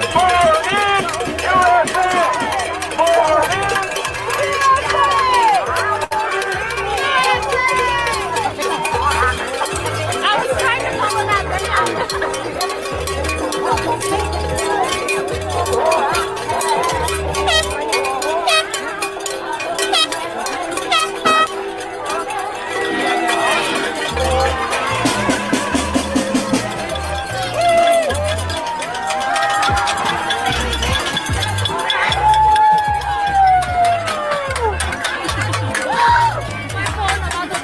Oh no.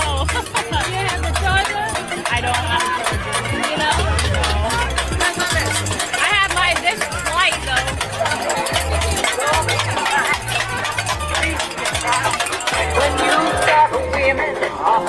Hey. Hey. You know what you ought to do, Jay? What? You ought to start a whole YouTube channel right now just for this. Wait a second. I did not say the cop was a jerk. I said the media guy was a jerk because he was standing Let me there filming it. start a whole Let's new get it stream right now, correct. If Jay. you're going to quote what I've said, quote it correctly. Wait, say again? I said start a whole new stream just right now, just for this.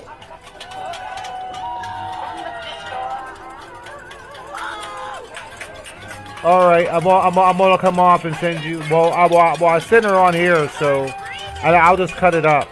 Well, No, what I'm doing is I'm on the actual live feed, and I'm going to put an actual live comment with the link in the live comment. All right. You follow me? That's like Right. the true definition of baby face. Oh my god, that's so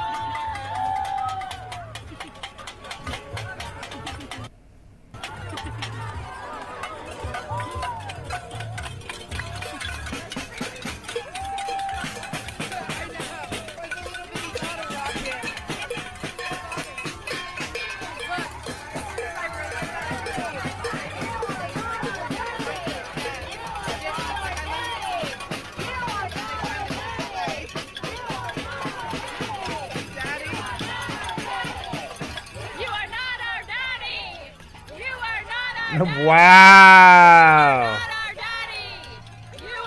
Yeah, just keep just hit him with just hit him hard with the link.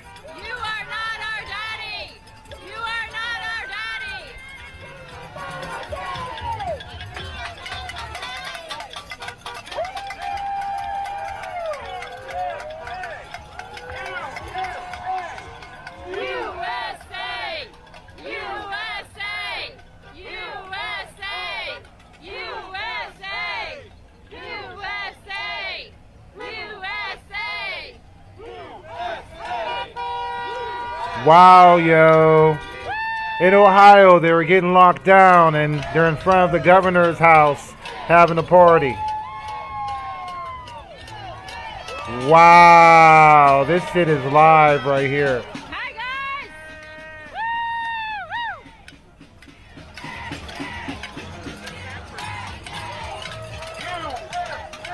I'm going to go off and make another one, so I'm going to end this broadcast.